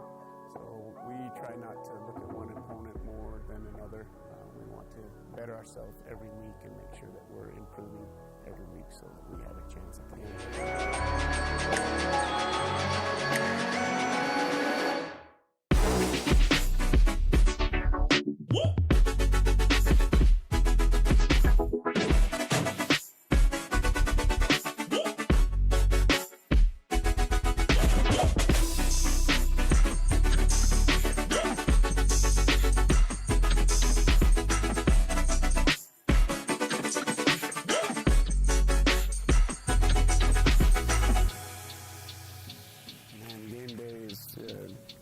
I think it starts Monday.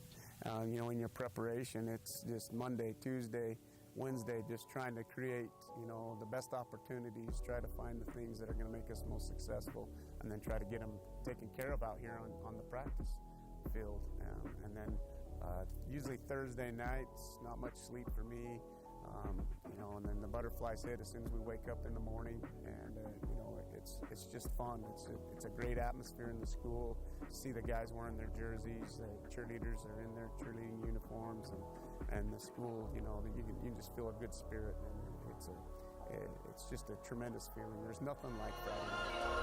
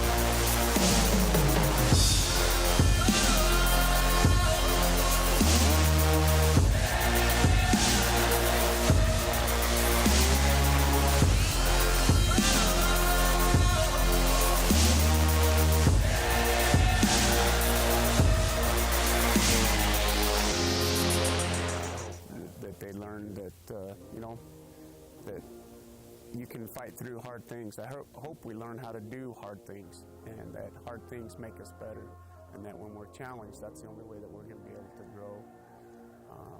Because too often in this world, it's easy to take the easy way. The easy way is usually the wrong way, and we want to be able to do the hard things that this world consists of. And football's a great tool for teaching that. Football's hard. It's not easy. Come out here and practice, put pads on, and beat up on each other every day. And so it takes some resiliency to be able to do that. And so I hope that we learn how to do hard things that will carry us on the rest of our life.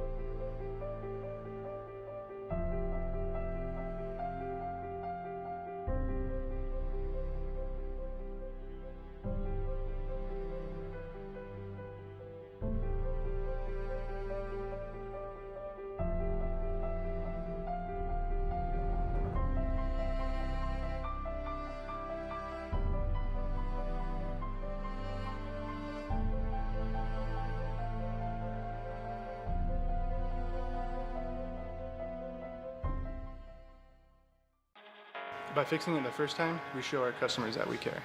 I'm Rico. I'm a technician at L&L Motor. I've been in the automotive industry for 7 years. I'm Amanda Kazik. I work here at the parts department at L&L.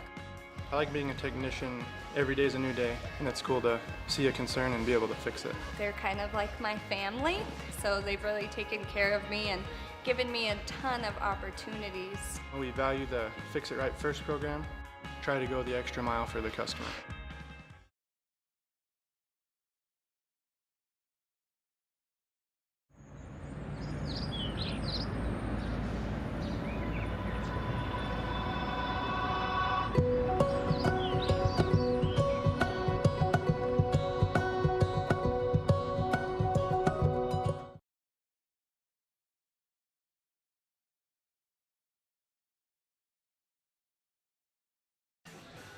Hey, and we are live here in Altamont, Utah for the second half between Layton Christian Eagles and Altamont Longhorns.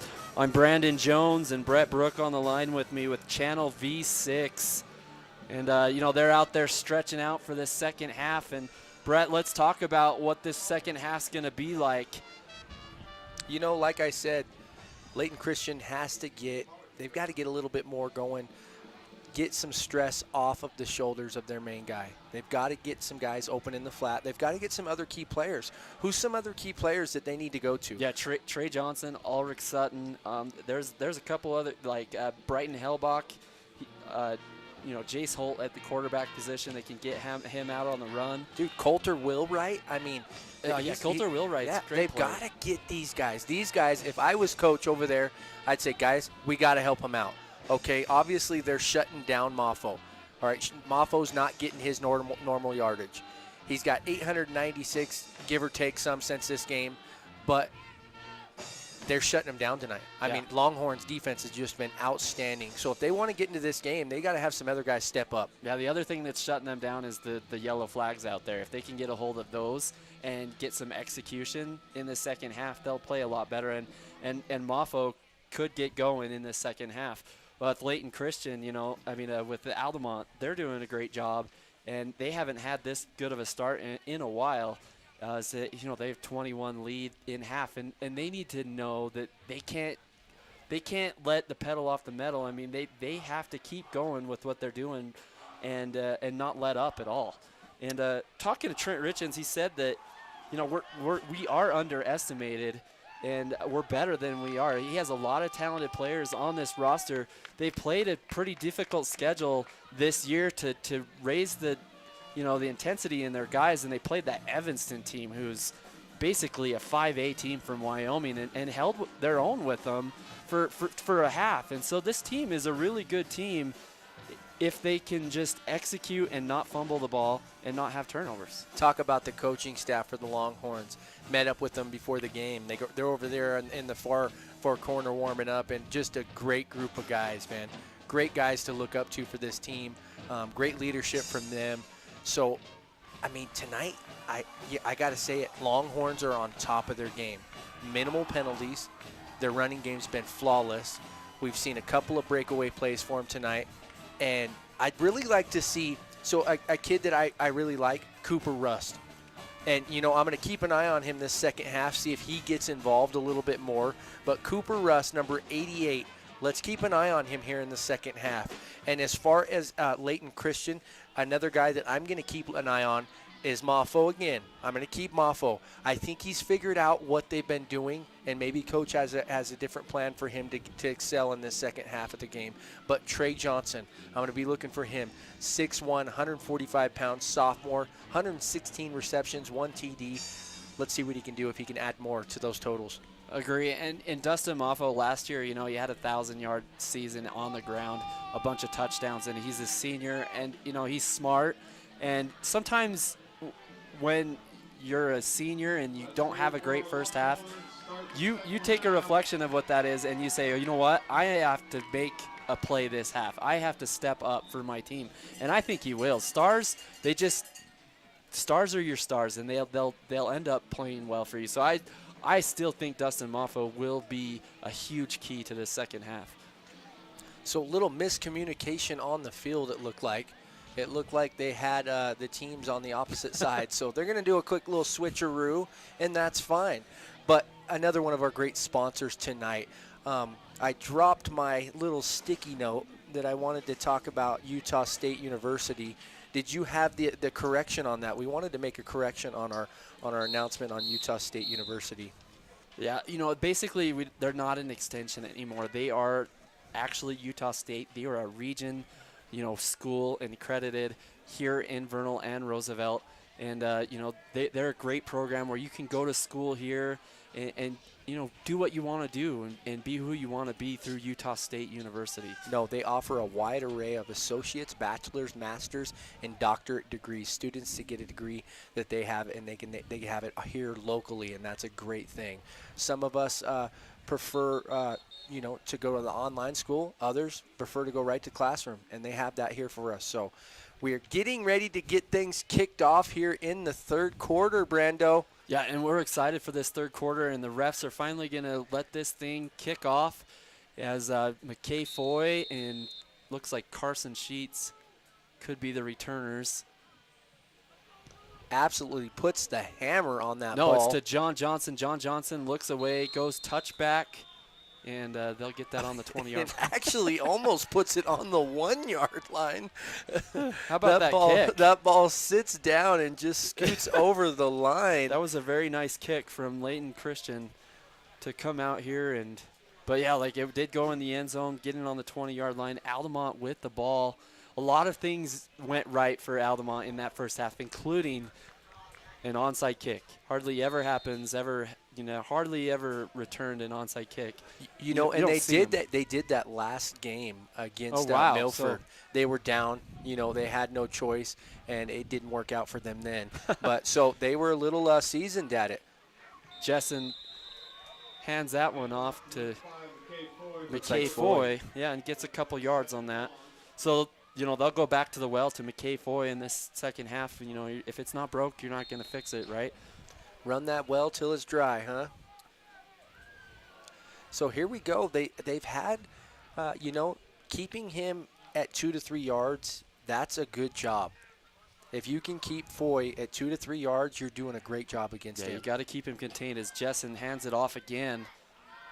And it's struggling bringing him down, but they finally do, as Carson Sheets finally gets brought down by the Eagles defense. And they had a trio on him to bring him down, and they were all fighting with everything they had. He's definitely a force to be reckoned with, and they're getting he's getting his respect from the Eagles defense tonight. Yeah, and this is a big play right here for the Eagles, wanting them to go 3 now right off the bat. As Jessen pitches it out to McKay Foy on the right side. There's a flag, but wow, look at the contain there from the defensive end, and the safeties coming in to contain McKay Foy there. So great job by LCA. Is that play going to go against the offense here? It looks like they're going to. So they're going to replay the down, or are they going to call 4th down? Holding on the Longhorns. So it will be 4th down. So they decline the penalty because it's 4th down, and it would have been 3rd and long for Altamont. But that's a good idea to just decline that penalty. You want to get the ball. And is that the first time that Altamont's going to punt tonight? Yes, so punter is back. Who do we have back? Is that 64 to punt? Is that 34? I think Braden Montgomery is 34. Montgomery. So. No, that's 64. We'll find out who that guy is, too. Oh, my heck, wow, and look at that. Great punt, and it goes all the way down to almost the 26, 27-yard line. And the Longhorns catch another break. Eagles would have had great field if they could have just called fair catch and locked that up. They would have got the ball right at about the 40, 45-yard line.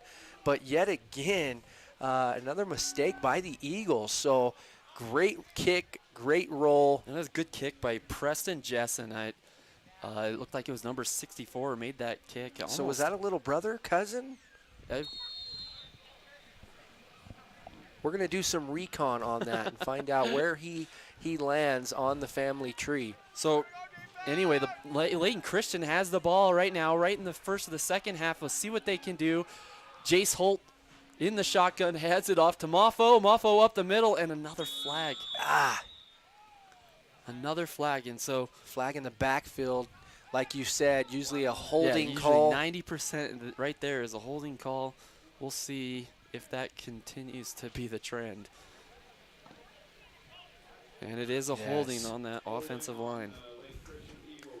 So once again, right when they try to get some positive yardage, they are brought back. And that's killer, especially when you're on the road and you're, trying to beat a team that's really hot in the first half and you get these penalties to start off. You just can't have that. And so, Andrew Jones in his 3rd year knows that he has to, bring that discipline, and he talked to him in halftime about that, I guarantee.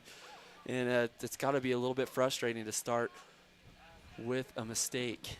So another shout out to another great sponsor, Ute Tribal Enterprises, the fastest growing tribally owned enterprise in the state of Utah with 9 operations. UTE prides itself in offering the very best products and services to our customers. Enjoy cosmic bowling at the Ute Lanes Family Fun Center, the only bowling facility in the basin, so go check them out.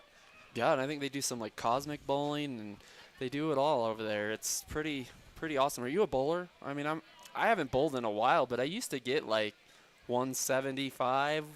Oh yeah, I'm an all-state bowler. Back in 2001, I actually took the one of the trophies down in a local community that it actually has a population of about 4 or 5, but it's all retired seniors, and I actually bowled a 82. Wow. Took the championship there. Whoa. It was a lot of veterans.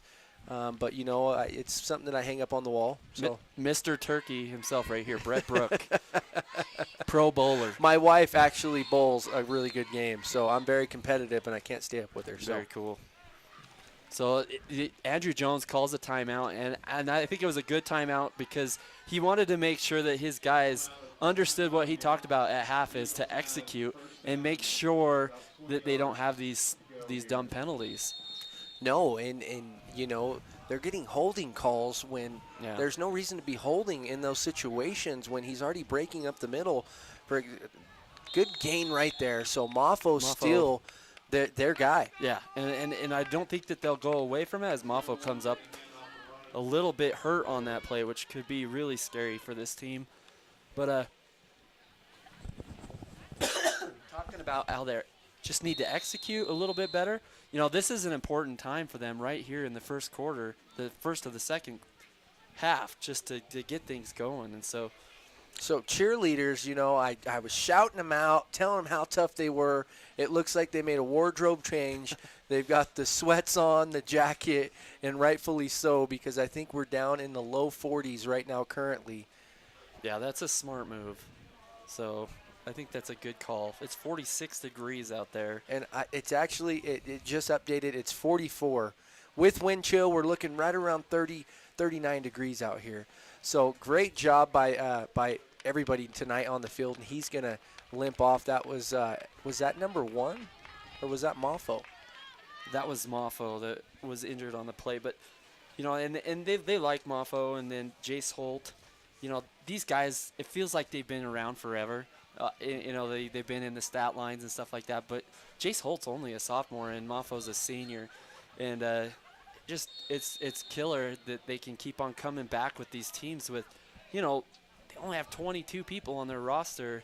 And, yeah, I just have nothing but respect for Andrew Jones in this program, that he can, you know, compete every year with that little amount of guys against, you know, Trent Richens said that he had 40-plus on the roster this year at the beginning of the year. People just want to play football for this team with Trent. As Jace Holt unloads and throws it to a receiver, and then there's some contact there, but no call by the ref. And that was pretty good defense by Altamont, but just when you thought, you know, the play that was going to go down the middle, they lull you to sleep, and then they throw it deep. And they did that in that first quarter, and they got a first down off it, and they went back to it, and it just didn't work out this time. Yeah, ball was just a little underthrown. So, I mean, lights on, and who else can we thank for the lights when they're on? Moon Lake Electric. They're a proud sponsor of high school sports in the Uinta Basin, and Moon Lake Electric does a lot for the community. We appreciate all that they do here for V6, Channel V6. And Jace Holt in the shotgun. This time he rolls out to the left, and he gets an open receiver, number 4. Just didn't come up with it.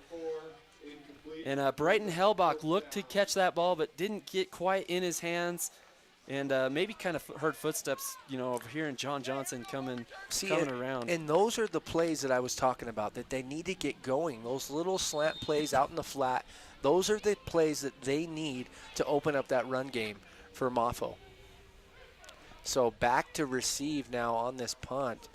They're going to get some great field position here once again, the Longhorns. He's backed up to his end zone, so he might not have a choice but just a kick to McKay Foy on this play.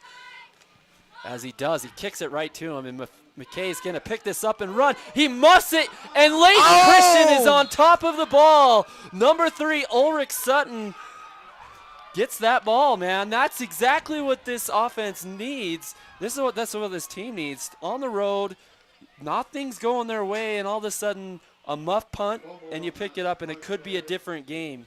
No, and I seen this last week from Foy. Last week he struggled to really get a good grasp on the ball. Cold weather is a big play in this, but once again, they make mistake, and hopefully we can see LCA capitalize on this. And the other thing with LCA, they haven't had the great field position this whole day. They've always been backed up to their end zone. They're, you know, in their territory on the 45-yard line. As Holt breaks a few tackles, breaks another one, he gets an open receiver downfield, but out of bounds. And he had 2 guys in the area, 9 and 34. But the ball just sails out of bounds. Again, this kid, we're going to nickname him Houdini. This is the second play that he is surely tackled a couple times and gets away and throws it. And, oh, man, if he threw that on target just a little bit out of bounds. But you see on the L&L replay, escapes and throws a good ball. Great throw off his back foot. Had 2 guys. If he could have just brought that over. You got to keep that in bounds as a receiver. You got to give your guys a chance if you're going to make that kind of play. But here again, really good field position for Layton Christian as Jason Holt is in that shotgun. once again, with Dustin Moffo right behind him at the lead back position as he pitches it to Moffo, and he's off to the left, and he's got some good yards there and a first down, a gain of 12. Great job by Moffo and a great job by Jones Paint and Glass. Jones Paint and Glass sells high-quality paint with thousands of colors to choose from. The interactive color workstation can help you find the right color for your project. Jones Paint and Glass. Tell them Brett sent you, and go check out Brandon Jones down there, and maybe he'll give you a 10% discount. Who knows? You bet. I'm the paint guy there in Roosevelt. Peter Sanders is the guy there in Vernal, so come check us out. We'll take care of you. As Moffo gets the play in the middle again. You know, Brett, I like the way that on that last play that they took him on the outside. They did something a little bit different and pitched it to the left, and they got like 12 yards. And that time where they just went down to the middle. But I like them getting him the ball in different ways. And if he can pick up that speed, he's similar to Foy. If he can get some speed created, it's so hard to bring him down. A lot of these guys get just arms on him. So right here up the middle, he almost broke that tackle there initially, but they were able to wrap him up, and he just didn't have the foot speed that he usually needs to break those tackles. Yeah, and he's a magnet to that end zone with 10 TDs on the year, Moffo.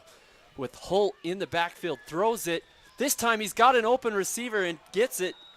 Number 3. And that's what I'd like to see from LCA tonight. Those quick little routes open up the passing game for them to utilize Moffo and break those off and on, off and on, off and on. Just keep switching them up. And we were talking about having someone have a different spark for this team, and Ulrich Sutton has been that guy, number 3, with his second or third reception. So third down, a big third down with 7:48 left here in the third quarter. And this feels like such a huge drive for Layton Christian. Not a lot of things going their way, but finally get good field position and get a couple first downs. They string some together. Yeah, definitely feel some momentum here, and he's going to keep it. Holt does a good job of getting a couple yards there. Good tackle by Altamont, though. And he's going to get the first down, forward progress here on the LNL replay, so great job. And like I said, he's not very big, but, man, he's like Houdini. He gets things that you don't see. I mean, it looks like he's tackled, and then he jukes right, jukes left. And that was a great block right there by none other than the machine, the Terminator, number 1. So McKay Foy on the other side makes the tackle there. Not quite enough, gets the first down. Holt feeling a rhythm. Oh, and we're going to have an offensive penalty here. Going to be and 64. He botched the snap there for LCA, and I've got him down on the roster. Do I have him down on the roster? I do not. I apologize, 64. You have a talk with your coach or whoever prints these out. I hope it's not us. Is it us? I don't believe it's us, but we don't do a lot of things wrong, Brett. The bottom line is we're proud to have L&L Motor serving the entire basin. They offer unsurpassed customer service along with the largest selection of new and used vehicles under one name. Fully trained staff of not only technicians but our entire team of employees, offering the widest scale of automotive needs under one roof. Tires, wheels, accessories, tint repairs, etc., etc., etc. They're a proud sponsor of all of UNA and Duchesne County schools. L&L Motor. So I'm timeout on the field. I'm not sure who exactly called that. Looks like Altamont, but we have a discussion also with the refs on the field. But, man, Layton Christian, some new life in this second half. Getting that punt, recovery off the muff punt for McKay Foy, and then driving down and doing some good here late in this game. So 7 minutes into the third quarter. Still plenty of time for this team to come back. 21-0. The important thing is just scoring on this drive. Definitely. They've got to come away with some points. A field goal is not going to make them feel as good as getting 6 and 7 on the board. Who knows? We might even see them go for 2 and try to speed up the process. So Jace Holt again in the shotgun. Moffo behind him. 2 receivers on the right side, 2 on the left. As Holt looks to throw, fakes, throws, gets one deep, but and just overthrown it for Ulrich Sutton. Great double move by number 3. Ulrich Sutton, yeah, did a great job on that double move. Oh, and Holt just had him. He checks him down, bam, gets him to bite, and it just sails a little too far. There's a little bit of wind here, but nothing to affect that. That was all Holt. He wishes he can have that one back, I guarantee it. So 2nd and long. I mean, that play that was the offensive false start only brought him back 5 yards, and they look to go again. But, man, they're starting to open up a little bit, and I'm feeling a little bit better about this team as they get a pitch out right there to Moffo. And Moffo doesn't have room, and John Johnson comes and makes an outstanding play for Altamont and number 1. Yeah, none other than the Bulldog himself, number 1. Tristan Farnsworth, and I believe his dad's on the coaching staff as well. What a Bulldog, man. That guy's got some heart. Yeah, Little Rudy Rudiger. And then John Johnson, not much bigger, but, man, they said that this guy's like the hardest hitter on the team, and I believe it because I've watched it in person. He's such a good player to watch. So big 3rd down here, 6:19 left on the clock. Low snap, gathers, throws. And it's over the head of Coulter Wheelwright, number 34. And that's going to bring up 4th down. So what do you do here, Brad? I mean, it's down 21-0. You're late in the 3rd quarter. You got to do something here. You got to go for it. This is tough, and this is where we're going to see Coach, see what he's got up his sleeve. Does he have the gumption to pull this one off? Big, I mean, they got long yardage. You know, it's not manageable at this point. Yeah. He's going to have to pull something out of his hat, and it looks like he's going to do it. Yeah, and this is a huge play. They need a 1st down right here. You don't have to go for the deep ball or anything like that. You just got to get a 1st down to keep this moving and keep the momentum on their side. Right now, the fans are looking for Moffo. They're going to give him it. Moffo's open, and he gets a hand on it. So they send him on a post route out there and just chuck the ball up to give him a chance. He got his tips on it, but like I said, the weather playing a huge factor here late in the game. So here on the LNL replay, this was a design play for Moffo. Just send him out here on a post route out into the corner, give him time to jump, 50-50 ball, and he looked like he timed it off. He was a little off on his timing. If he would have just kept on going on his route, he stopped and kind of stutter stepped there. That was a good thrown ball. It was right to him. If he would have just kept on his route, he would have had it. I think maybe he was trying to get a pass interference and bump into, the coverage there. But so nonetheless, they're not really hurt with the field position. They're going to give the Longhorns here now. And Jessen fumbles that ball on the snap right there, and I think he gets back on it. But a foul is also cut. The yellow flag raises in the air. Or maybe not. Yeah, there's a flag on the play. So that's going to go against the offense. I think they just... So, yeah, they dropped it back 5 yards. Yeah, so a false start on the offense. Got a little early on that. Jessen looks under snap again. Hands it off to Foy. Oh, and he is snuffed out. Helmet comes off flying. I mean, these boys came to play tonight, Brando. That was to actual Carson Sheets, and not Foy. And 65 just puts the hammer down. There was 3 guys in on that tackle for LCA to bring him down. 65, don't have him on my roster. Wish to give him a shout out, but 65, just an absolute animal, and he'll have to come out for a play, huh? Yeah, number 34 was also on that play, and Coulter Wheelwright. He's got 51 tackles on the year, 1 interception and 1 sack, so he's got a good nose for the ball. Are you kidding me? And the Jessen ball comes tries out. to throw the ball, and it comes out. Oh, my head. Man, is that a fumble? Jessen's in trouble. He tries to go backwards, and then all of a sudden tries to throw the ball. I don't know what's going on. All right, let's hit the timeout button here. Let's reset. Check out the LNL replay. I mean, they drive him way back. Who's the key corporate Jessen, here? Yeah, he gets the ball. And, man, who's that that's taking and driving him back? And that's, it should be a sack of forward Was progression. that Moffo? That was Moffo. Moffo. He Holy was cow. just a machine, and Dustin they almost Moffo. had the sack and the 6 points. So here we go. Punt is away, and they are going to have great field position. If they can just get the ball, beautiful job. Little shake and bake there. He's still on his feet. And you got to think that Moffos just was a little bit angry that he didn't catch that pass on the one before. He gets back to the quarterback and brings him back 15 yards, 4th down, and get the ball back. So it was a play straight out of the movie Blindside. I don't know if you remember see that, where he takes the guy and runs him all the way back, throws him over the stadium stands.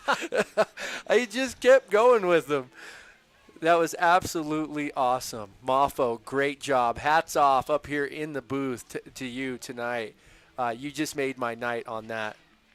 And again, good field position for Layton Christian to start. We're still in the 3rd quarter with 4 minutes. You know, they have to have an answer here on offense. Yeah, 21-0. Low snap there. Little shake and bake move. And he's still on his feet. And Moffo gets it and runs angry down that middle. And they're going to give him 4.5, huh? Yeah. So Moffo definitely going to need some ice tomorrow, getting the majority of the carries, majority of the work for LCA Eagles tonight. Longhorns doing a great job keeping him contained all night. And another sponsor that does great work for us is Zions Bank. Wants to help you make financial touchdowns. We haven't forgotten who keeps us in business. More at zionsbank.com. It's Jace Holt in the shotgun. 3 wide receivers to the left. He looks to throw. He does. He gets a guy. He has him open, but just short as the ball falls harmlessly to the turf. Good coverage by Carson Sheets. And that's been the story of the night on Holt. He's just come up short when he needed to go a little bit longer, and he's came up a lot longer when he needed to throw the ball a little bit shorter. So it's tough out there tonight. The weather, I think, is playing a huge factor. Even the referees, they're a little chilly themselves tonight, going, man, we should have wore a little bit warmer clothes tonight. You know, and Andrew Jones was talking about his team. He loves this team and how hard they work and prepare and practice. You know, that he doesn't have a deep roster, but, man, they all bust their butts in practice all week long, and they do such a good job for him as Holt comes back and he's sacked. Oh, and he's brought down hard. Viciousness, force.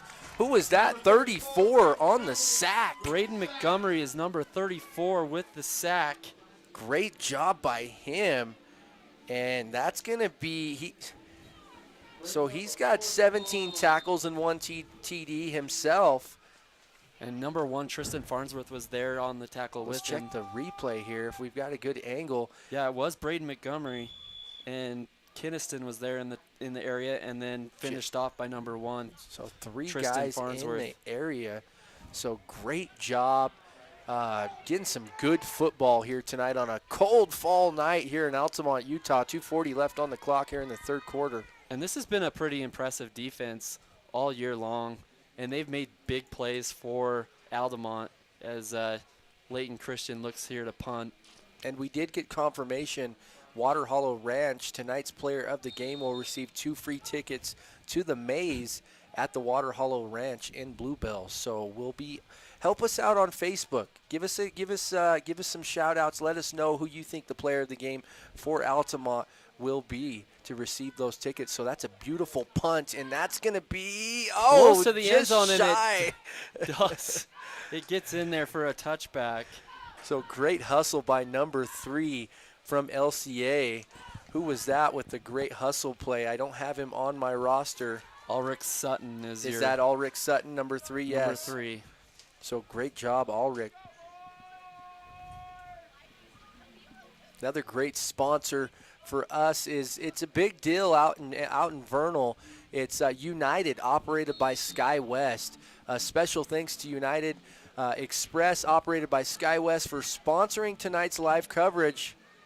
Appreciate all that you do. Been a lot of flights coming in and out. They fly out of Denver to Vernal.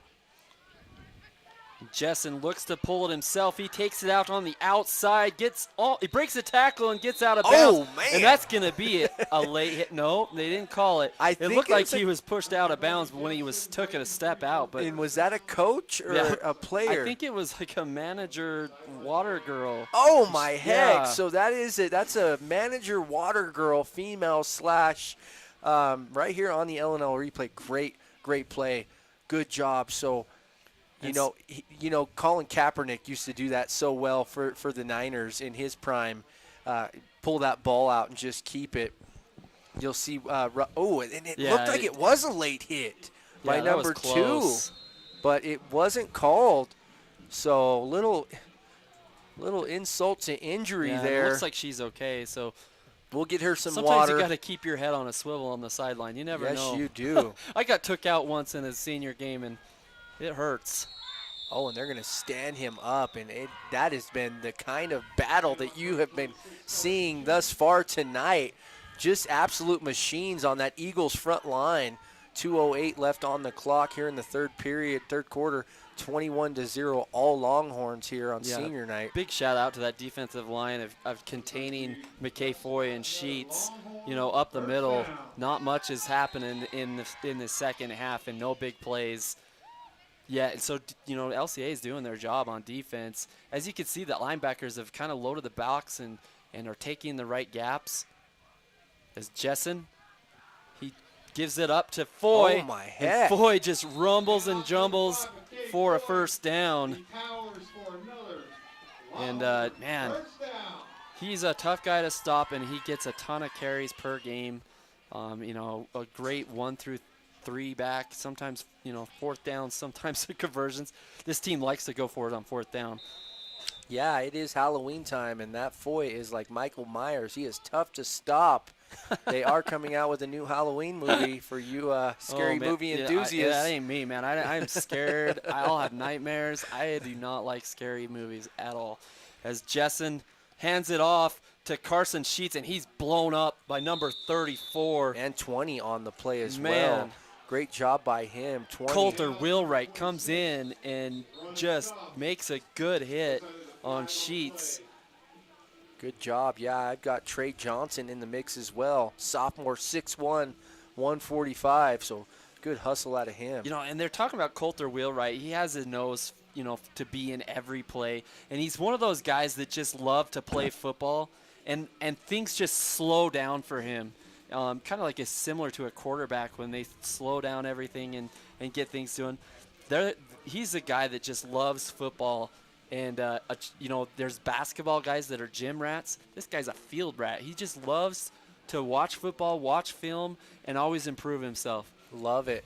A little bit of huddle going on right there. There was a lot of action in that play on the sidelines of both teams. There's a couple little scrimmages. The refs have been really busy tonight with calling fouls, and it looks like. Yeah, there was a couple of different things going on there. So they called a personal foul on the defense.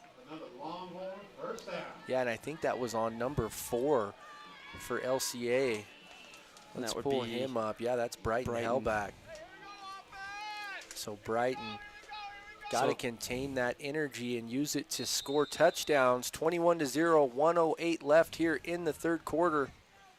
Jessen looks to give this one. No, he kicks it out the side, and he's going to pass. It's read pretty good, though, and the defensive line comes in and gets good penetration. And there's that yellow flag that goes flying in the air again. Good sportsmanship by Moffo pulling up Jessen. And that was a good read by the Layton Christian defense of seeing that was a pass and not letting it happen, and good coverage downfield. Yeah, they just bust through, and there's number 20 again busting through the line for them, and that is, who did I say that was? He was just in on the last tackle. I've got him right here on the docket. That is Trey Johnson. Trey Johnson, okay. He has him listed at number 7 on this roster, so he's their good receiver. Like I said, he has 100 yards receiving, a touchdown. He's had a good catch tonight. But Trey Johnson, a good player for this LCA team, as in the power I formation, Jensen lines up under snap, and whistles are all over the place as, you know, this drive is going kind of backwards for Altamont in a hurry with these flags, and it's just so tough to get rhythm when you get flag after flag that it makes it so it's hard. And that's going to be on the defense. So encroachment, offsides on the defense. Looked like they were lined up over the ball. So they'll catch a little break here. You know, and you saw McCovey-Jessen throw the ball almost on that play, and they've had a few problems of getting him just in rhythm this year. And you know, he's a really good quarterback, only a sophomore, but they want him to learn and not rush things. And so doing a good job tonight of being patient, using that run game, and whenever you can get the pass game going, that's a great thing too. So Jessen in the shotgun this time. He looks back. He's going to throw, and he looks to throw it deep. And who is it? Oh, and it's almost knocked intercepted. out. Wow. John Johnson was there on the play, intended receiver, but number 2, Jace Holt, the quarterback, makes a great play on the defensive end, almost gets an interception. But John Johnson does a good job of defending the interception. Watch. So right here, yeah, Holt had his hands in there, but good See, job by yeah, see how batting he that had down. The offensive player had to turn into the defensive player, and John Johnson made sure that that interception didn't happen. So that is the end of the third quarter. And we're going to take a break, and then we will be back for the fourth quarter.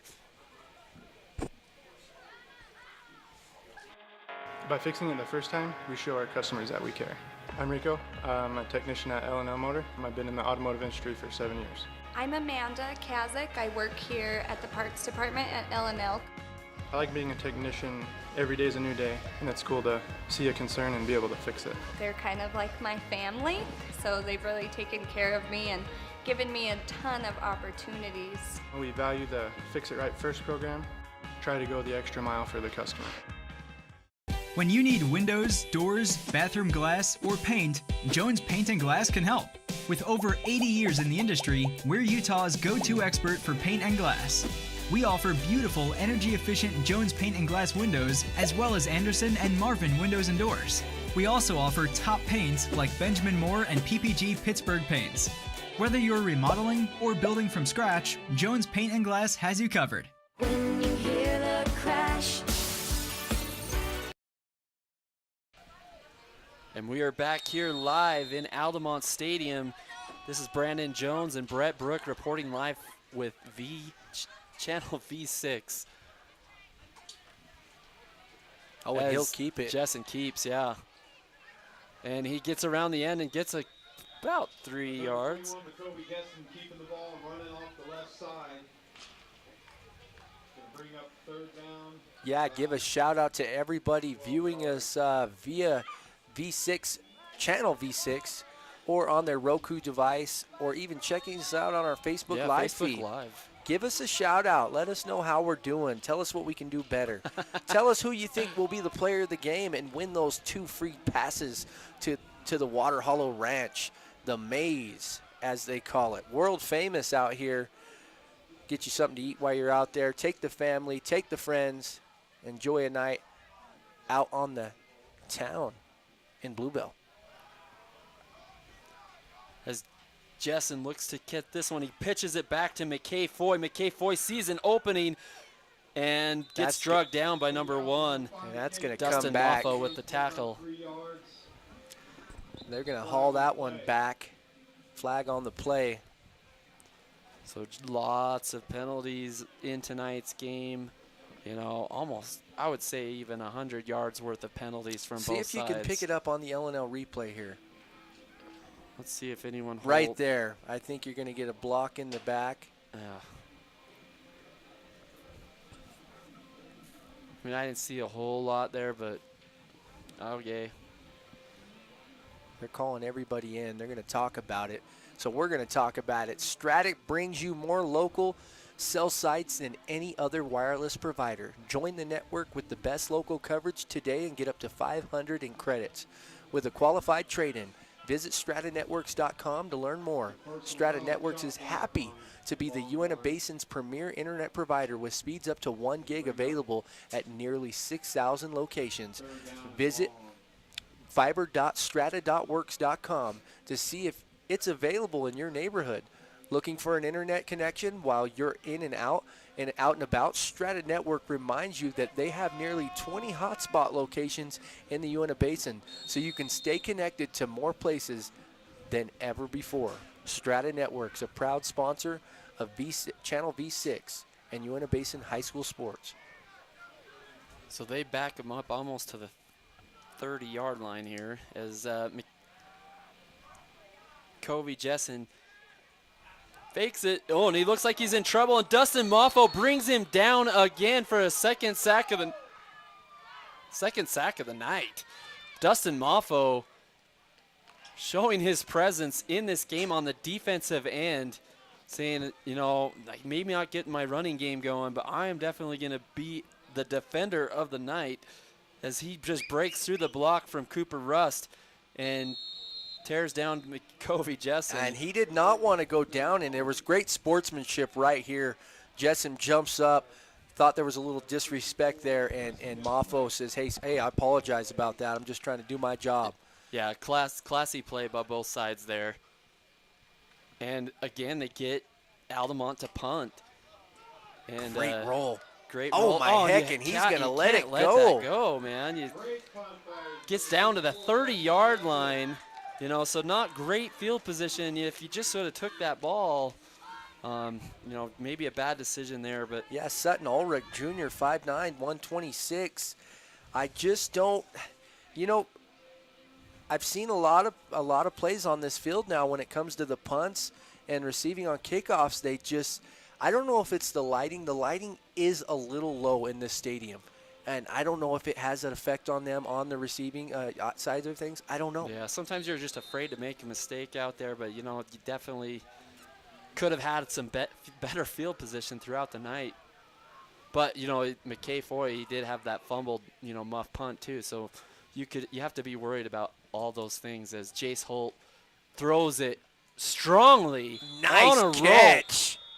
Man, what a great throw to Ulrich Sutton. Yeah, so he gets his redemption back. That was a beautiful NFL-esque play right there. Hits him right in the slot, bam, and puts the hammer on him too. So great bang-bang play right there. Yeah, I loved it. He was calm and collected and took his time and threw it on a rope just really hard. And Ulrich Sutton made a great play. So let's see if Sutton can get a good roll going here. Let's see if they can pick up the pace. 10:22 left here in the fourth quarter. Looking to draw back and throw again, and he's wide, but there's that dewy hands. You better lace up the boots tighter because it's a little wet out there. And just barely, Ulrich Sutton makes a good play in the middle and misses on that side. And, you know, they feel that they can go right back to him. They believe in him. You know, both these teams have done a really outstanding job. You know, Trent Richens just a second-year coach. Andrew Jones a third-year coach. And before they were coaches, these teams didn't win a lot of games. You know, two winless seasons for Altamont in a row before Trent Richens got here. Went over 500 last year. This year, doing really well too. As Holt looks to throw and he goes down the middle, he keeps it, and he's just going to lay a shoulder into Carson Sheets and get tackled there. Carson Sheets makes a tackle. Beautiful job by laying down the shoulder there. Yeah, and you don't usually see that from a quarterback, but man, he wasn't afraid to get contact, lays a shoulder, great play. Holt's got the respect of me, showing the toughness right there and leadership, putting the team on his back with that run. 9:42 left here on the clock. Yeah, and I like what you said with, you know, his leadership. He's only a sophomore, but he is this leader of this team. As Holt throws it again to Sutton. I told you they'd go right back to him. They do, and he gets a big play and a big first down. Sutton. Great job moving through the middle of the field and absolutely throws a laser on point. It's a catch and tackle. I mean, just a great play. Yeah, and you see that Layton Christian getting up a little bit in the hurry up. 3 wide receivers to the left, shotgun, Holt. And they've got to get that snap under control. Holt's been doing a great job shimmying. Holt lowers the shoulder again, but we've got a flag thrown in the backfield. And that low snap is what made that play kind of disintegrate right there, is that he couldn't. You can't make your reads if you're all of a sudden looking down at the ball. No, Holt's shooken up here on the play, so he gets that. That's a shoestring snap. And let's see what 58, there's one. So I believe the play is going to be on LCA. Yeah, Tristan Farnsworth makes the tackle there, and Holt. They're going to talk it over here. Not quite sure what the call was. But Moon Lake Electric, proud sponsor of high school sports here in the Uinta Basin. We appreciate all that they do. And Ashley Regional Medical Center Medical Center welcomes Dr. Tyler Moore, orthopedic. I'm struggling here, Brandon. Orthopedic surgeon Dr. Moore did an additional fellowship, year-long special training in sports medicine. Begins seeing patients on August 27th. So we thank him for joining us in our community. So what did we have? What was the call on the field, Brando?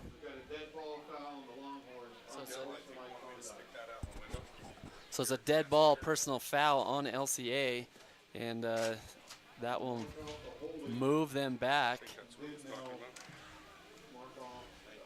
And there was 2 plays. There's another. It was a holding as well.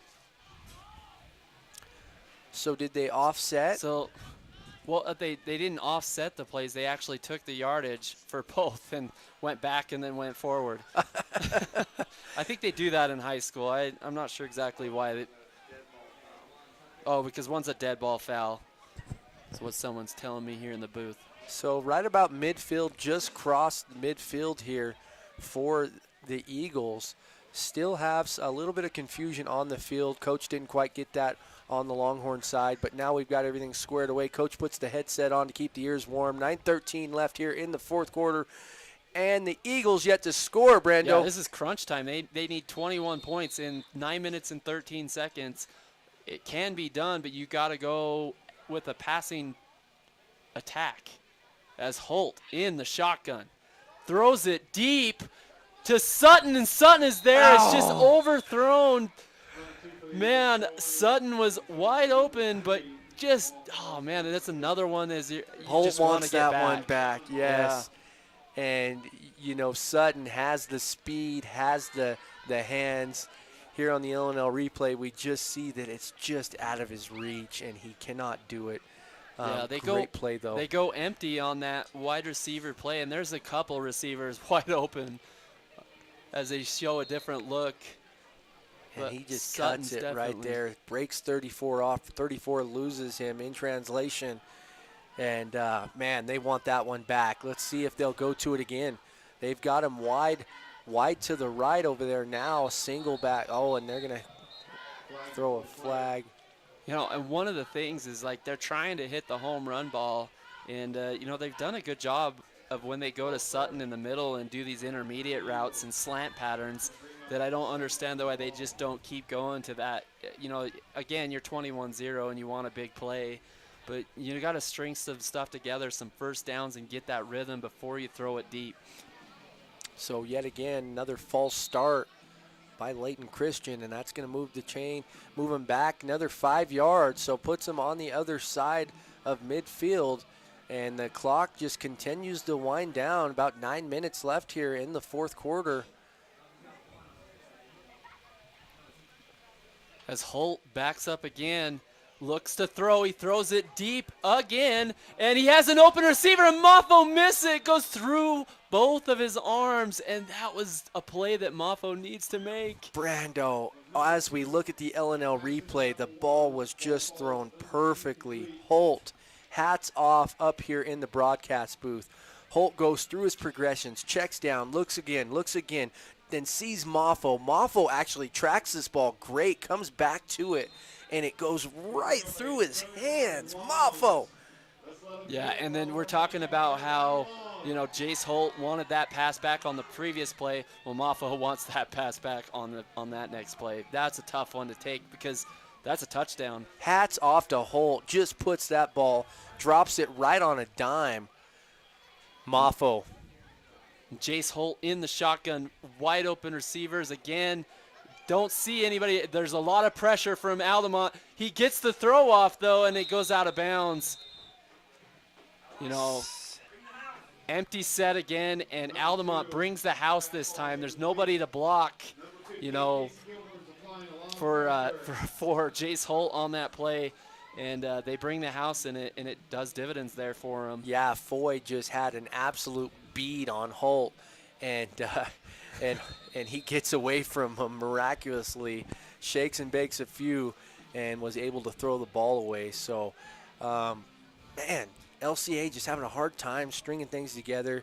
You know, story of the night. I mean, that's going to be the headline at the end of the game, is they just could not capitalize in crucial situations. And the penalties, is just the execution issues.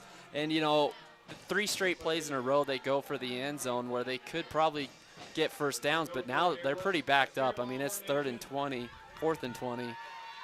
But they do go for it, and Jace Holt is pressured again, and this time he gets away and then gets sacked. Oh. Cooper Rust on the play.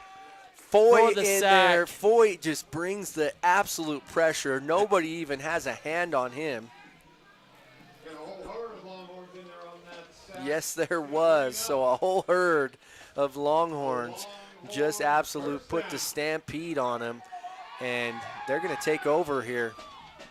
Yeah, that makes a first down for Altamont.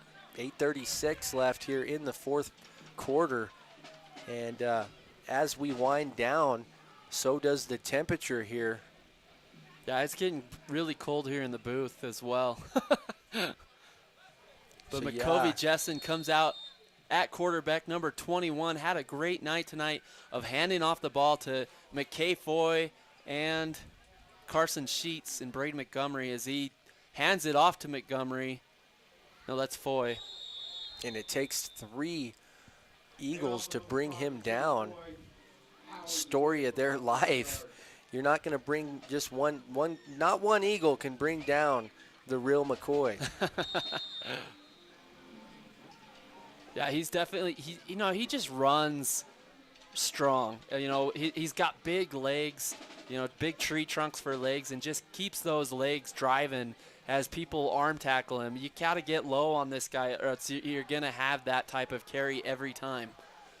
As Jessen under center hands it to Carson Sheets. Carson Sheets comes around the corner and gets met by 2 Duchesne Eagles. And another flag on the play. And Brighton Hellbach makes that tackle for the Layton Christian Eagles and stops that play from happening, but there is flags on the field. As you see on the replay, as a good job by Carson Sheets to try to get around the end, because once he gets around the end, and that's going to be against the Longhorns with the hold. So USU has options to make higher education accessible. Get a jump start on college while in high school with concurrent enrollment, or keep your day job and earn a college degree locally. Utah State University, Uinta Basin makes earning a college degree possible close to home. Visit uintabasin.usu.edu for more information, or call 435-722-1700 to learn more. Jessen goes back to the middle to Foy and gets about 5 yards. And so, I mean, it's late in the 4th quarter, and that's what you got to do right now, is just kind of drain the clock. You know, the clock is your best friend. And, you know, and this Layton Christian defense has done such a good job on that defensive line especially. And they're looking a little bit tired, and who can blame them, because they've been on the field a lot tonight. Yes, they have, and hats off to the defense. Short-handed on the sidelines. Coach does a great job with who he has, and they compete every year. So hats off to the Eagles making the long trek up here to Altamont, and hats off to Altamont. It has been their game, and the ball, I don't know, they stopped But look, here they go. Nice stiff arm by Foy. I mean, that was a weird play. It seemed like a lot of the Eagles had stopped. Yeah, they kept on going to the well to Foy, couple plays in a row, and until he breaks a big one, and that's what happened on that play. Number 1, Dustin Moffo, just doesn't completely wrap up on that play, and Moffo is still with him the whole way. But I mean, look at these guys here on the replay. They're tired. Yeah, I mean, just half pace. It's just not going to get it done for them tonight. And that's what happens when you run the ball and you can run the ball and you get like 15 runs in one possession. It just demoralizes the defense. And by the end of the fourth quarter, it's pretty easy to get 5 to 10 yards of gain as Foy gets a good offensive line push there. And they still can't bring him down. They can't bring him down. Guy's an absolute Terminator. So I need to go to our Facebook live feed. Viewers at home, who do you guys think should be our Water Hollow winner tonight, player of the game? We've got a couple of tickets we want to give away. Yeah, I mean, McKay Foy has been like a force for this team all year, and we could definitely put him on that list. But I think he's already won those tickets this year. So we gave it to him last week. Okay, yes. We got to look for somebody else. And right now, I'm looking at that onside kick, honestly.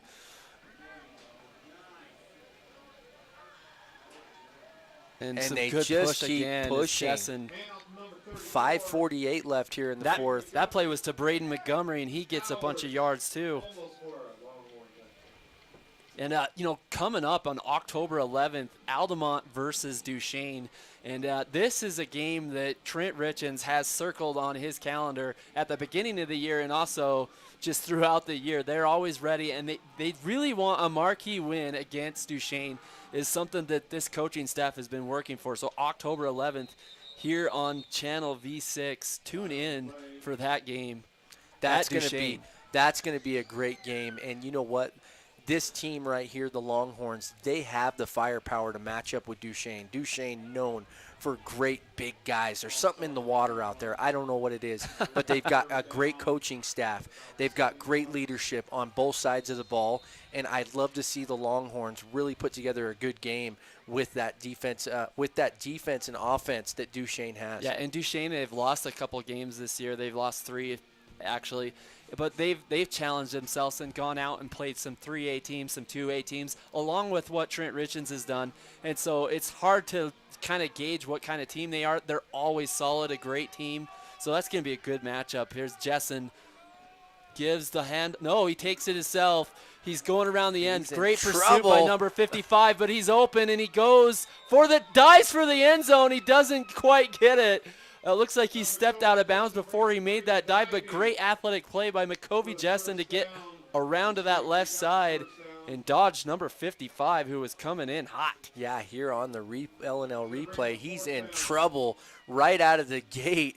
John Johnson can only watch and I don't know how he gets away, Houdini's it, and then steps out of bounds right about the 4-yard line. So positive yardage, and it will be 4th down now, and they're going to call a timeout on the field. The Longhorns want to talk about this. Yeah, and we're going to take a timeout too and go to our sponsors, and we'll be right back for the conclusion of this game.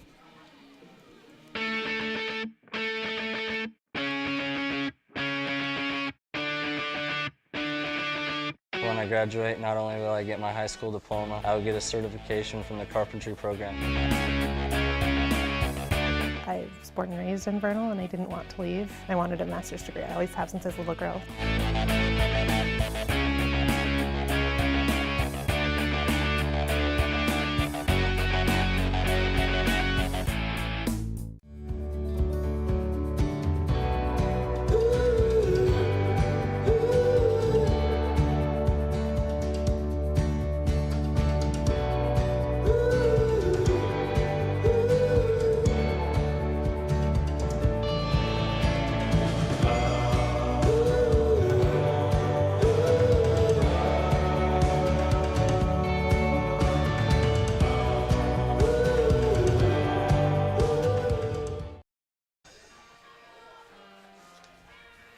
So welcome back to the game. I'm Brett Brook, Brandon Jones alongside of me.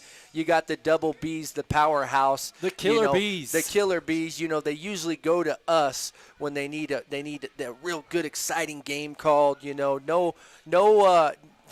not trying to hate on anybody that helps us out here at Channel V6, but we are the guys. 444 left in the remainder of this game, and here we go. They're going to go for it.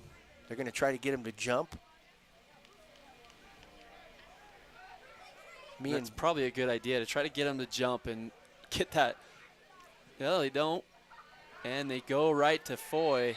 And they're going to stop him. Moffo. Oh, and we got another flag on the play. Moffo makes a play on Foy. I think we have a personal foul here. Again, there was a little bit of a kerfuffle down there off the sideline. What is that, Brett? Here we go. Let's take a look at it.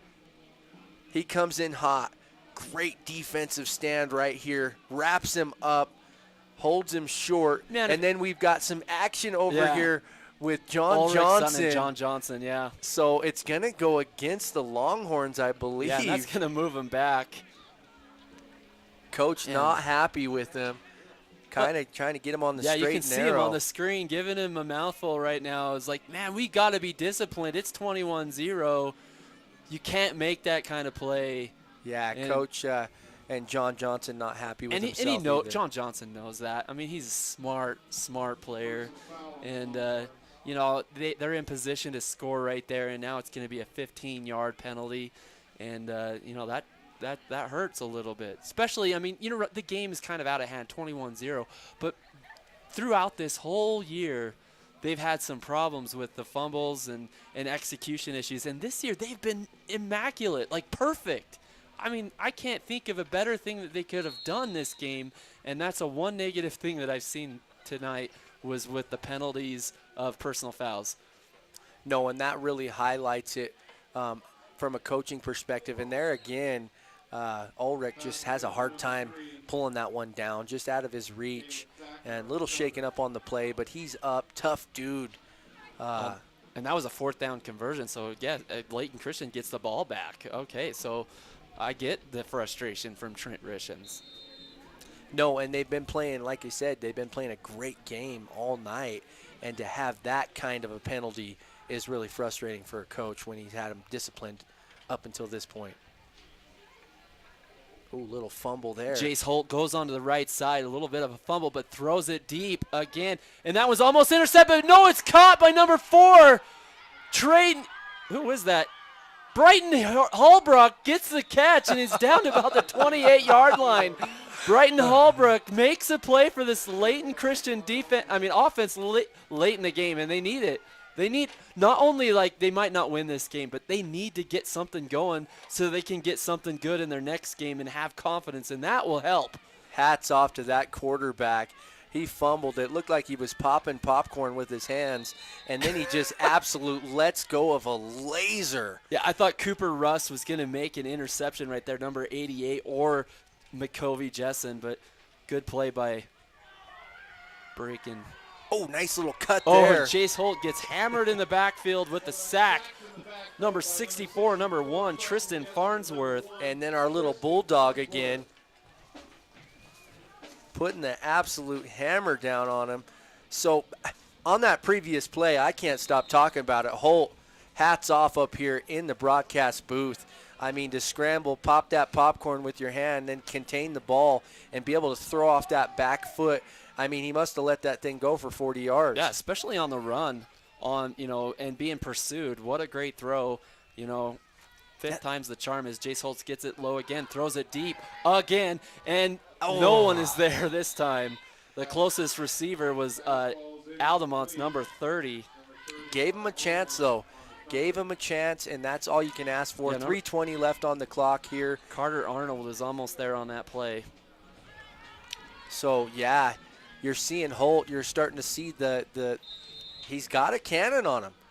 Maybe coach will see this and say, hey, we got to utilize that arm. Yeah, and one of the big things that Andrew Jones says about this team is that, they don't have a lot of guys, and they have to play 100% all the time, no giving up. And so even if it's like this in the fourth quarter, they're not going to give up, as Holt throws it to an open receiver and he falls down, but he gets the catch, number 20. And he just mistimed his jump on that.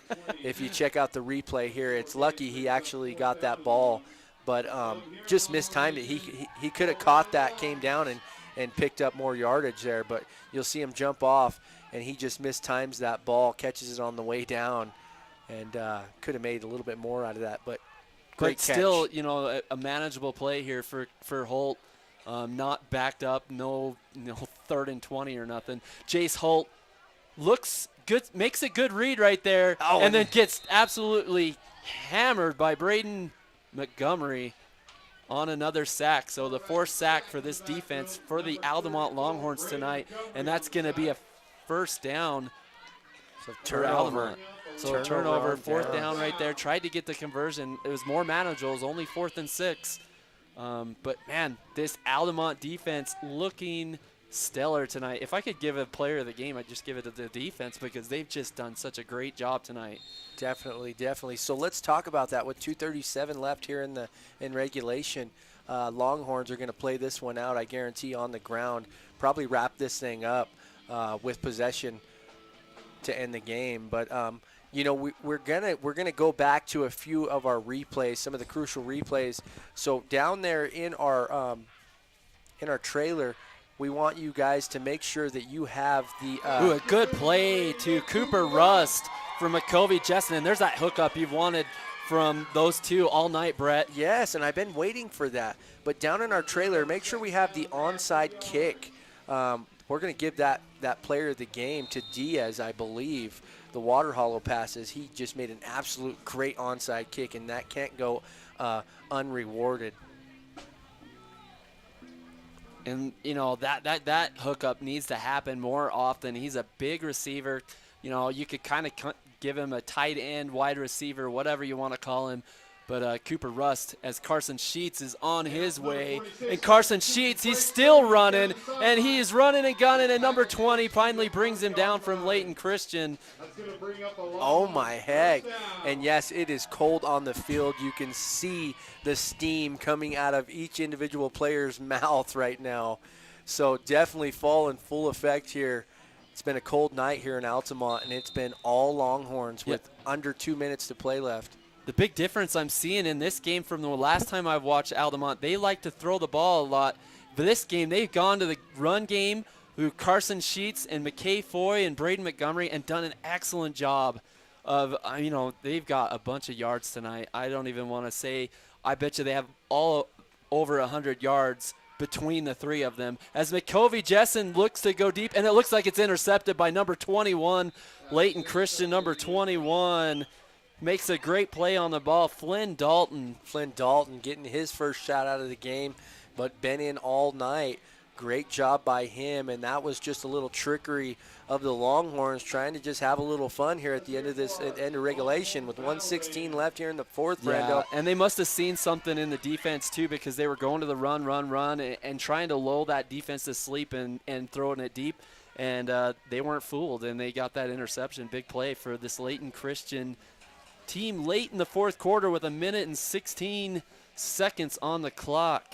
No, Brando, hats off to every one of our sponsors that help make this possible. Strata Networks, United, operated by SkyWest, Utah State University, Ute Tribal Enterprises, Zion's Bank, Water Hollow Ranch, Ashley Regional Medical Center, Jones Paint and Glass, L&L Motor, Moon Lake Electric. Thank you guys so much. We enjoy coming out here to these games and being able to have fun with one another and call the game. So I appreciate you, Brandon, and everybody else. Ooh, another possible interception there again.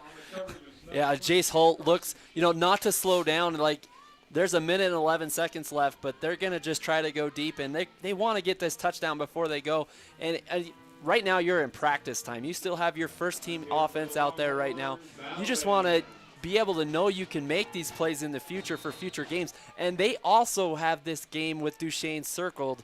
You know, everybody wants to get that game against Duchesne and win it because they're just known as the juggernaut team in the 1A division, you know. Definitely. And nobody likes to go home with a big goose egg on the scoreboard. So They're trying to get some points on the board here. And you can see the smoke coming from the helmets. It's getting cold out there as a play is made to Sutton from Jace Holt. Again, his number one intended receiver tonight, Ulrich Sutton, makes another big play. And great acrobatic catch. Puts a 360 on it, lands back right into the arms of a defender, pushes him back, but gets forward progress on the play. And just outstanding plays by both teams tonight. As McKay Foy looks to come in to get Holt. Holt throws it deep. Sutton again, and Sutton makes a really difficult catch. And wow. Almost perfect coverage. Are you kidding me? That was one of the top plays of the night. Yeah, Caleb Thacker had perfect coverage on that, Brett. Watch the LNL replay. You can talk about it. Absolutely. Off the back foot, too. I mean, just a cannon on this guy's arm. Goes up, makes the play, and great catch. Unbelievable. And these are just awesome things to see from a sophomore quarterback. And, you know, he's going to watch tape of this. He's going to see film, and he's going to say, man, I have a pretty good quarterback that can throw really deep. You know, and that was off his back foot. He was actually off his back foot on that and just let go of a bomb. So great job by Holt. So they're practicing their Hail Marys for a later game, but converting on the last two. So timeout on the field. Things are getting wrapped up. 35.4 left on the clock. 21-0 here in Altamont. Been all Longhorns, Brandon. I have had a great time with you tonight. Came out, made the trek from Vernal. You know, always a great time with you. I appreciate all the research you do up before the game. If you guys don't know, Brandon does a great job. He puts together all these different stats that he gathers prior to the game. He brings them and allows me to use them, so I actually sound educated when I'm up here doing this, which I'm not.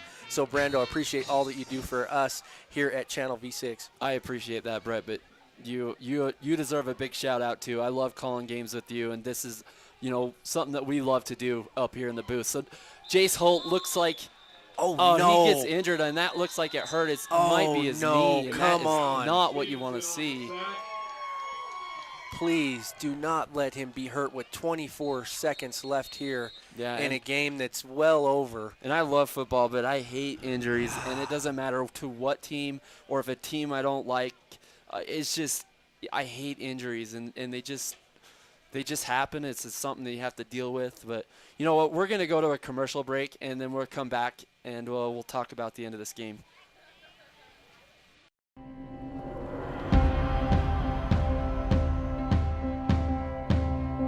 We are the people behind the connection. You may never see us, but you are always on our minds. Because you are the reason we do what we do.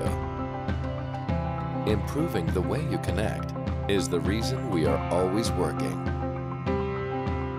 Why we are always building. Why we are always striving to give you the best.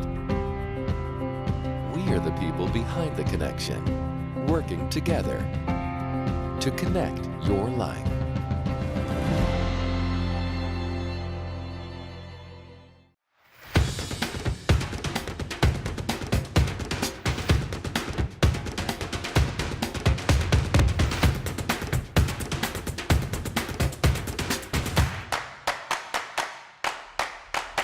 At Moon Lake Electric, we are a locally owned cooperative with a deep history of providing dependable and affordable electric service to its customers for over 75 years. With a state-of-the-art electrical system, we are setting a standard for excellence in the electric utility industry.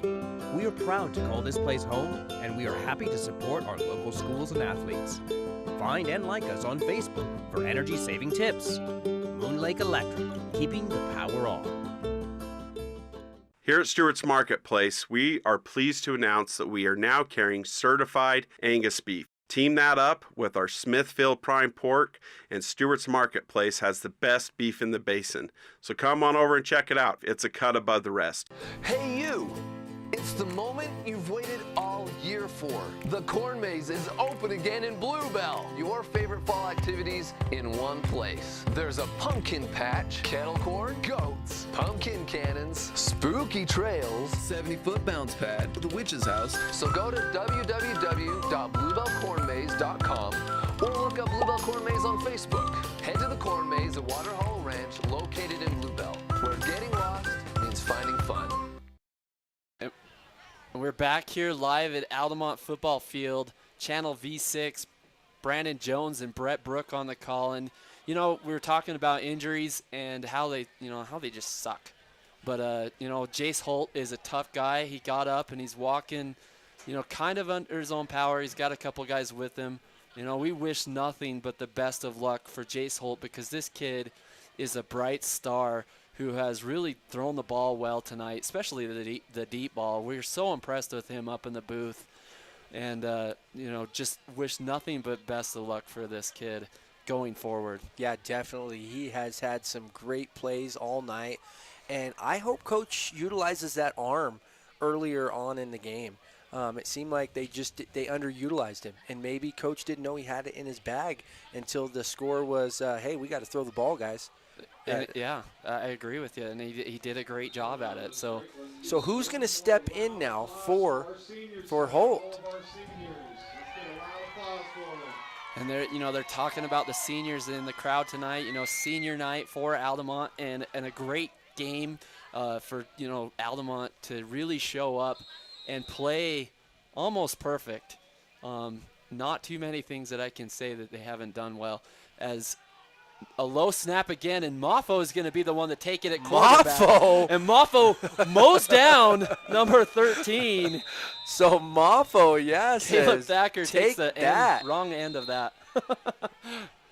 19-7 left here. Timeout is called by Layton Christian, and there's no doubt in my mind that they want to score on this Altamont defense before this night is done, and Moffo does a great job. Just an absolute machine here.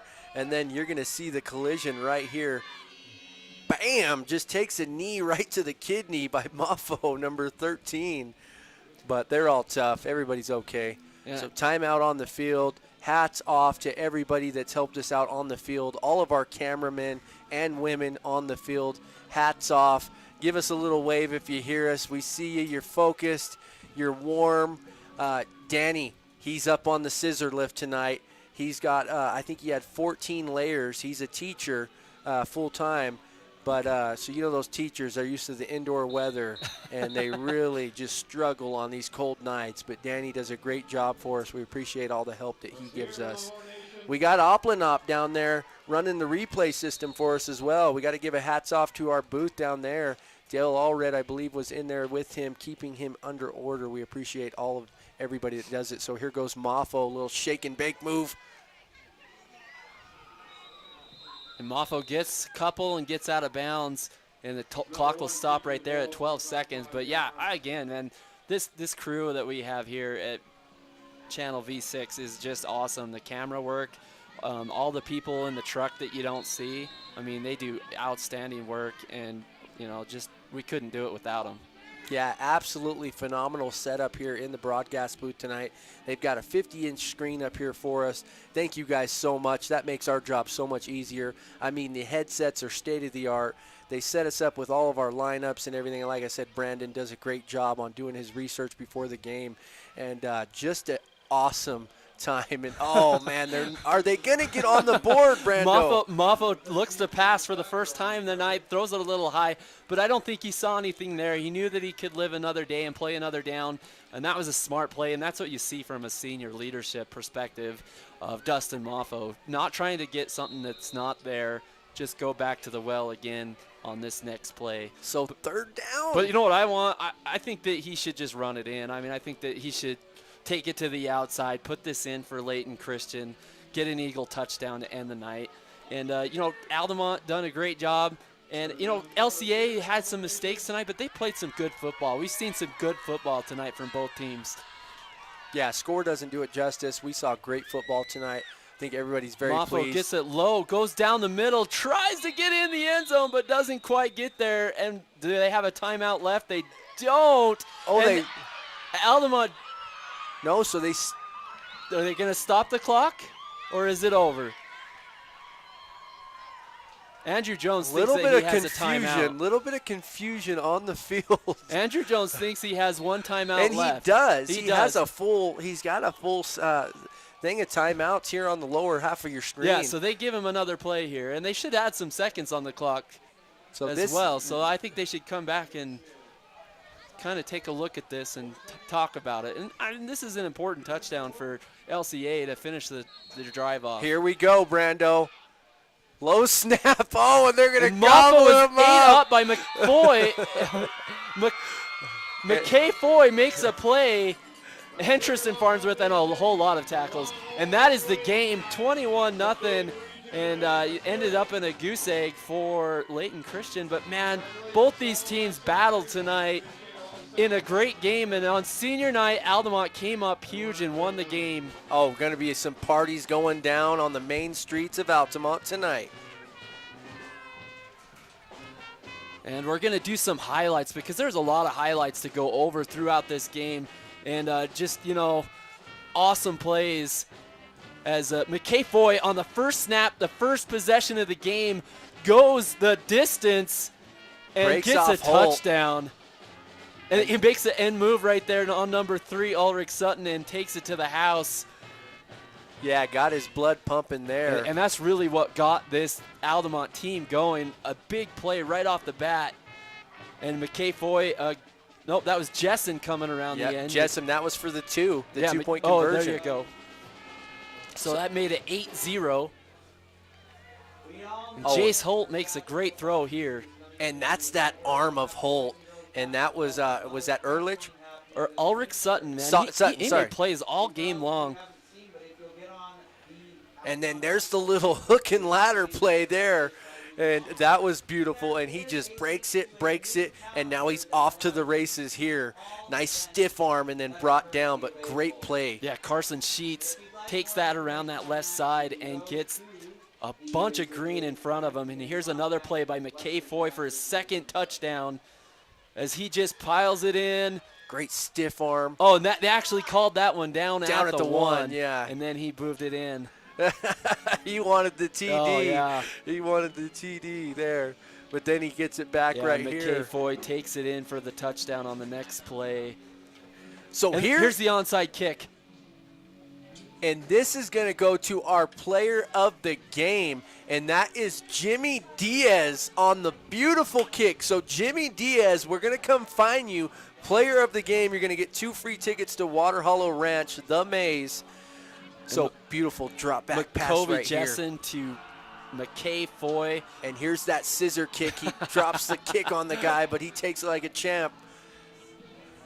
Oh, and you just can't stop him when he picks up that kind of motivation. Yeah, you get the hockey hat trick, number 3 touchdown on the night. And this punt return over here from... Oh, and this was the botched fumble right here. By the McKay Foy. And Ulrich Sutton, he made some plays tonight for Layton Christian. Number 3 was everywhere. Now we look at the replays, and you're seeing him. So here he pops the popcorn with that, fumbles the ball, and then just lets it rip. I mean, throws a 50, 40-yard pass right there. And there's a play by Jace Holt to number 4, and that was Brighton Hellback, and he had a big play on that one. Yeah, and they couldn't take him down there in the end. So, I mean, one of the longest plays of the game. And then here's your boy again, 26, Carson breaking guys Sheets off left and right, and it takes a force to take him down again. Carson Sheets had an outstanding game for Altamont as well. Jace Holt with a deep ball to who else but Ulrich Sutton, number 3. Oh, man. And Holt, most utilized receiver tonight. Holt looked great tonight. Oh, and here's another run by our boy Mofo, and he just shakes and bakes and then, bam, hammers a guy down there, number 13. He'll need an Advil or 2. And then that was the game. So yeah. I had fun, Brando. I'm going to go track down. I'll let you wrap things up here. I'm going to go track down our boy player of the game, Jimmy Diaz. Yeah, Jimmy Diaz. And like I said, hardest play in football is the onside kick. And when it works, it's awesome. And it worked tonight for Altamont. And so we're giving that player, Jimmy Diaz, those that player of the game, Water Hollow. So we've had a great call tonight. You know, me and Brett, we have fun up here. And, you know, on senior night, Altamont gets the win 21-0. Look for us again for the Duchesne game in Duchesne with Altamont with Channel V6. So we're going to call it a night and hope you guys have a great one. I'm Brandon Jones, and this is Brett Brook. We'll talk to you guys soon.